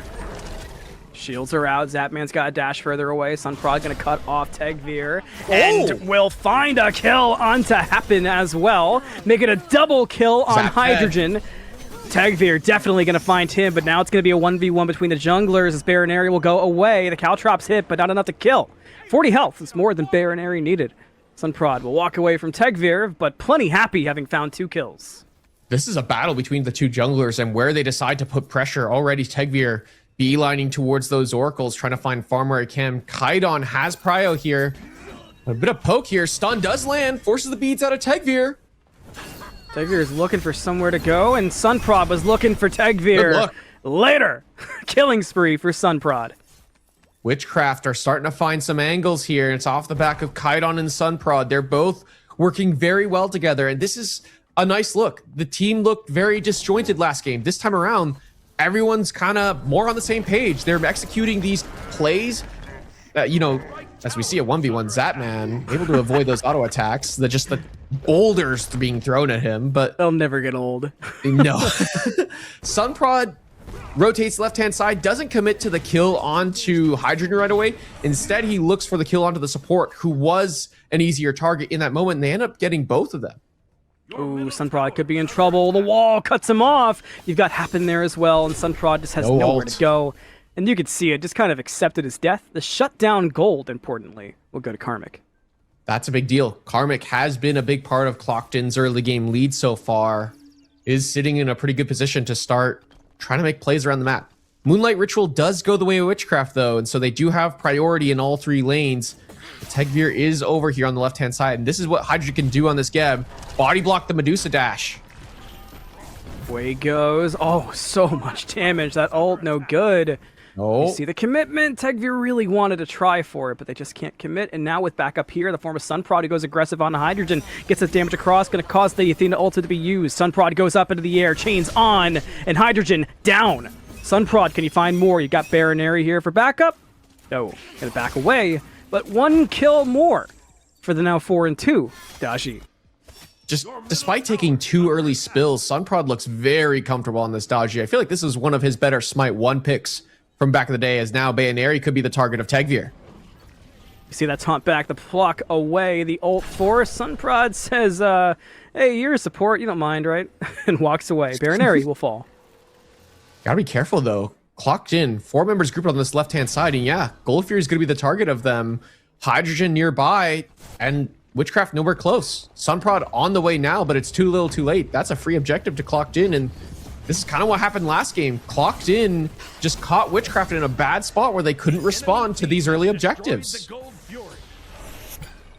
This is what used to make Clocked In so good. You know, it's I always talk about founders, but how could I not? That's where Clocked In began to impress as food drive for Globe. Now, of course, their Paul needs no food drive, but Clocked In's strength has been, okay, we'll adjust. Are we brawling? Let's brawl. Are we farming? All right, we know how to read the map. And it seems like ever since they've added Paul, they've added this kind of layer where they know how to do both when they're at their best, because the communication allows them to read the map in a way where they can scrap but still manage to read the map well enough to beat someone to the next objective. It's funny watching Paul play, if you ever watch his streams, because on paper, Paul, he's, just kind of a silly, goofy guy at the end of the day. He's just there, having a good time, just dealing damage, as we see a grouping here on the left-hand side. Sunprod is here. Bayro looking for a pluck. The more you commit, the more interested in fighting Witchcraft might be, but for now it's a retreat. Despite Kaidon being here, Kaidon just got left out to die. Baronary is the first to die. Kaidon can't create the space. The beads will be used. I don't think it matters. It certainly does not. Paul drops a bomb on his head. Not the Agni bomb. Kaidon falls, 9-8 Clocked in, and all of a sudden this game has shifted. Yeah, I mean, again, Witchcraft not on the same page. They're grouping for the purple buff on the left-hand side, and they get it, but then the call is made. Okay, get out and leave.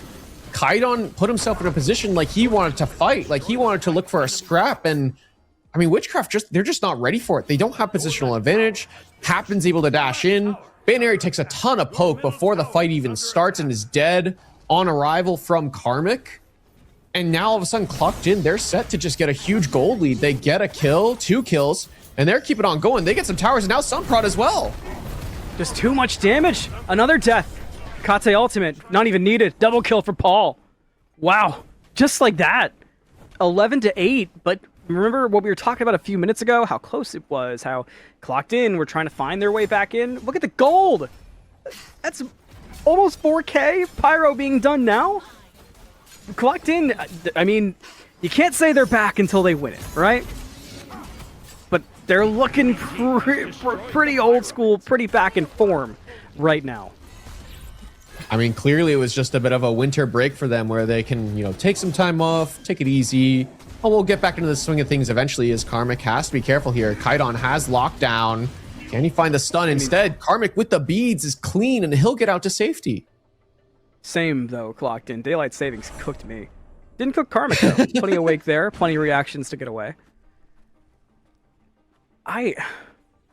So here's my read book, because I feel like as you're now getting used to, I look simple, I point out. Speaking of simple, this could be simply dead, but that would have helped. 2 ults committed to Snatty. Slow burn on the kill. Backup's on the way. Snatty's still not dead. Backup has arrived. You've already ulted. You kill Snatty, but do you get away? Yes, I'm sure that's frustrating for Witchcraft. I want to go back to what I was going to bring up. We talked simple. How does that Geb go late? Because we talked early, we talked mid, we kind of talked about what the Geb brings, but clocked in is speed running towards late game right now. But does that matter for the Geb? I would say no. I feel like the Geb just gets stronger as the game goes on, can kind of build towards a relic as an option, despite having to go towards that Swift relic to make the projectiles a little bit quicker, have access to a little bit of a dash that's just more on command than, say, the rollout. Can build towards a relic that makes them even safer, despite already having good base stats and already being fairly safe as is. This Geb will only get stronger, and that, I think, is what's scary for Witchcraft, is the clocked-in composition as the game goes on only gets scarier. The Thor falls off to an extent, but not to an extreme. Daji will get stronger, sure. Agni will get to a point where they're pretty strong and able to impact fights, but Medusa, not as strong as Geb. The Hekate, definitely stronger than the Agni. And Tsukiyomi is Tsukiyomi in the late game, where they could just 100-0 someone and there's not much you can do about it, unless you have Vegas, so... Unfortunate for Witchcraft. There's not a lot they can do going late. They are going to team fight, though, for this objective, and Karmic is forward. So much poke already on Baronary. That's going to matter a lot. Karmic lands down. Karmic? Snatty. Sunprod pounces. Damage on shield, though. Helps so much. Look at the damage turnaround back into Baronary, Snatty, and Sunprod. Snatty will be the first to fall. It goes to Paul. Now the chase is on, and Witchcraft have to retreat. Clocked in. They answer every time. Clocked in, just on command, ready to help out their soul laner, who goes in what looks like too aggressively there, because Witchcraft just were there first. They were looking to kill off the Thor, but just too tanky here. Just 15 minutes in, they don't have the damage to kill off this Thor just yet. And it was a great ult from Sunprod, sure, but again, there's just no damage follow-up. And I come back to this draft, I like the Medusa. It's good follow-up off damage off the CC that Witchcraft have. But you put yourself in a weird position where you have to try and land a good spit or auto attacks, and then Medusa becomes vulnerable to the Thor stun, the Tsukiyomi all in, and you put yourself in a bad spot. The Agni, pretty decent from range, but doesn't have the best follow-up right away. It's just more CC usually. The bombs are decent, but just not the greatest compared to, say, something like a Raw ult or even a Hekate ult to follow up. It's just not the same impact. 16.5 minutes is right around the corner. Clocked in, sitting very comfortable right now. Capture point about to be up in the mid lane. You can already see all those red jerseys looking to collapse. Baronary able to get a dodge. Pyro also up in an option. Queen Naga time as well. So plenty to do. Clocked in look like they kind of want to do it all. They begin going over to Queen Naga. Witchcraft will follow. Baronary the most aware currently, but look at the trade around. Snatty is absolutely in the worst spot you could ever be in. The up down from Karmic just to make sure they kill Snatty. And Witchcraft say, you know what? We're good. We're cool. They back away. It's all yours. You can have it. We don't even want Snatty. You can have him too. There's not a lot Witchcraft can do, and it's the communication, it feels like, are starting to break down. You got to imagine they're calling guys. They're on the way, and Snatty just disrespecting, gets caught. Speaking of getting caught, Harry. Yeah, Baronary's so low. So much damage from Clocked in. Just every fight we say it, because look at it go. Baronary will turn, Zapman dashes away, the capture point will go. This is looking like a bad situation, to say the least. Look at that damage on. A good attempt there from Sunprod to make a play go, but Baronary is almost fallen, and Bayro is just chilling in the jungle. And Clocked in the mighty jungle, they make him pay. No beads, though, on Karmic is something that Bayro is able to pull, and you can see Witchcraft, they are grouping. They're looking for a play, trying to all in somebody. They do find Tegvir. Finally, something going the way of Witchcraft, but for how long until Clocked In start clocking you in the jaw? Zapman will fall. Next up Look could at be these autos. Snatty. So much damage. Oh my god, the rocks are wild. Double kill for Hydrogen. One did fall as well, though, so technically a 2 for 2 so far. Bit delayed at that. So something for Witchcraft, but even the positives just feel tough here, Book. I mean, it's gotta feel bad if you're Zapman. You got your tiny little bow, you're shooting these little arrows, and your enemy ADC is just chucking boulders at your team. I mean, Yeah. unfortunate there. That's it's gotta feel bad. I mean, Zapman has to commit to that play there. They need something going their way, and you actually see Zapman's gone for a very kind of cheap build. He's got the Devos, sure, got the stacks online to a point where he's in an okay spot, but then Kinsai's Oboe is just cheap early attack speed. And Clocked In as a team does play as a unit. They are grouped, so Oboe will do good work, but no Titan's Bane to chew through this Athena that's going to be dashing forward. No Titan's Bane for the Thor that's going to be diving you. No Titan's Bane for this Geb that already has good base prots. So what does Zapman do outside of be an ult bot right now? He has a tough job. Okay. Sunprod was real pushed up for a second. I got a bit worried. You know the memes, Book, of like, if you hand a Big Mac to a Victorian child, I feel like if you showed an old school Smite 1 player this Geb build right now, they would start convulsing. Yeah. But in Smite 2, this thing's chunking. Zapman, I mean, we saw an answer finally in the previous fight, but it hasn't been a lot so far. This Geb is doing so much. Of course, Paul's been hitting hard. Okay, but you got to start finding picks from somewhere. Dangerous situation there for Snatty. Karmic up, he's looking for play. Sunprod's already dead. The land down, the wall is good too. Agni's gonna have the beads to get away. Clocked In, looking for the slow burn of the fight, but maybe you don't need to be slow. You just start killing. Zapman, though, with a big ult on the fadeaway, but the boulders just do too much, and Zapman will fall. And just like that, the literal blink of an eye, 4 are dead for Witchcraft. Snatty will stand relentlessly, reluctantly, perhaps. He's caught. He's dead. 5 gods are dead. That's a deicide. Clocked In, stand tall. Clocked In, looking good, looking like they've returned to form. 4 members on this, or sorry, only 3 members on this Fire Giant, but they don't need Tegvir there. They have their Geb with Fatalis online here to take this objective down. Binary trying to get there in time. I mean, there's just not much that Witchcraft can do. Sunprod just dies at the start of that fight right away. I mean, he dies with ulti. Binary's dead as well. Yeah, tough here for Witchcraft. A Fire Giant will be on the belt of everybody for Clocked In. The dagger is in pocket of the machine gun Geb. Perfect timing, Solstice, because when this Pyromancer dies, we are in uh-oh territory. We're probably past that if you're a Witchcraft fan. Things are looking scary. The kills aren't there. The damage isn't there. The farm isn't coming online. You talked about it, but at least Zapman has a cheap build. But at this point, the thing that's the most concerning to me, Witchcraft, all their characters want to make aggressive plays to make fights happen. You can't do that to Clocked In. Oh boy. Oh boy. Zap, get out of there, big dog. Hydrogen almost just put in some work. Sunprod ult forces the dagger from Hydrogen, but that is all. Sunprod sacrifices himself for Zapman to get away.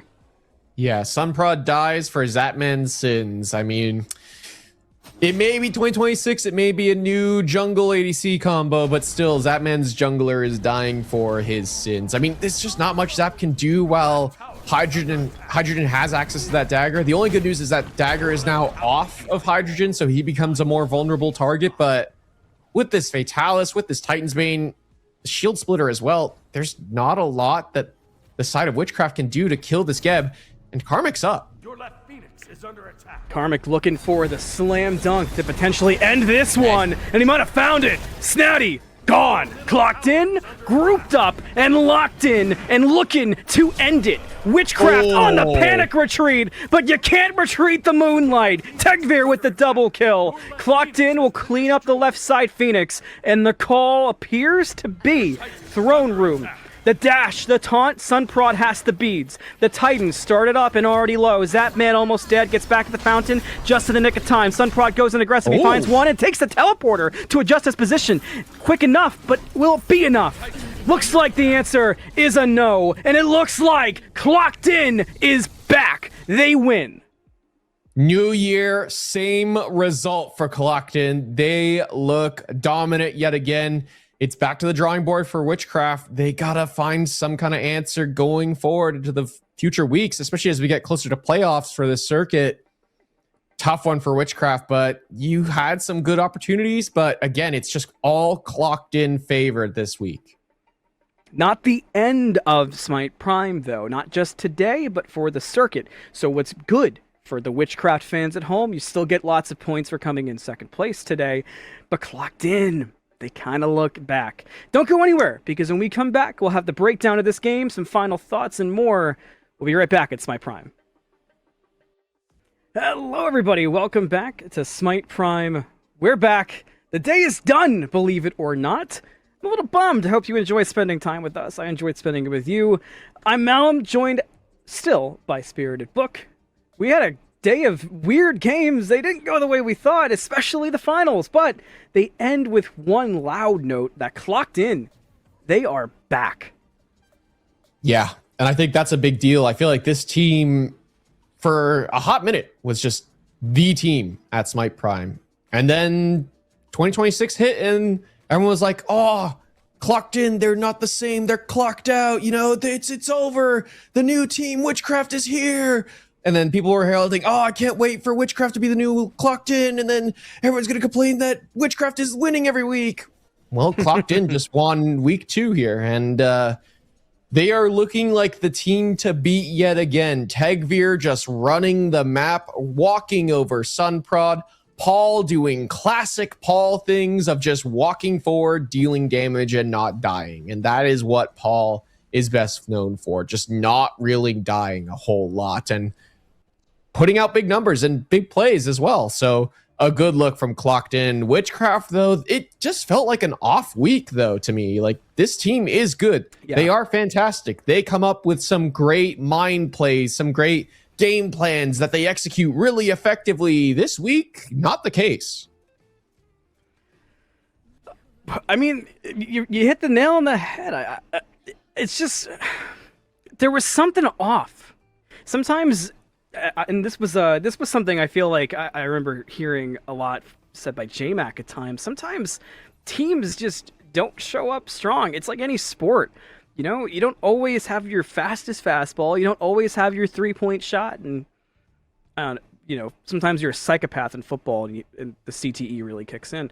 But just today, Witchcraft didn't really feel like they had it all going. And at times they did, but you could also look at the factors of what the other teams were bringing in that. But against Clocked In just had everything going. Picks and bans is always a spot that is worth looking at. But, I mean, you know, eventually we got to call it as we see it. And it was just a clean mop-up for Clocked In. But that wasn't the only game we watched. We got to watch a bunch of games on broadcast. I know a lot of people were checking out a lot of the streams throughout the day. So let's look at the bracket, see how the day wrapped up around the community. Third place does go to Cepheus. So congrats to them. Ooh. They beat out Single Bind, which, I mean, I haven't looked at the Cepheus and the Cloud roster, but to take out Single Bind is no small feat. I believe that's the Benny Q roster, if I'm not mistaken. Okay. I know Wake ADC, or it might be, it's Cherio. Yeah, Globe, Cherry. Oh, it's the Globe team. Okay. Yeah. They changed their name a lot, so it kind of went over my head. Thank you. Thank you, Tess, saving us in our ears. But still, I mean, Single Bind looked fantastic, so no small feat there. Also, you know, our junglers Obsidian made it to the finals last week and does go down to Single Bind.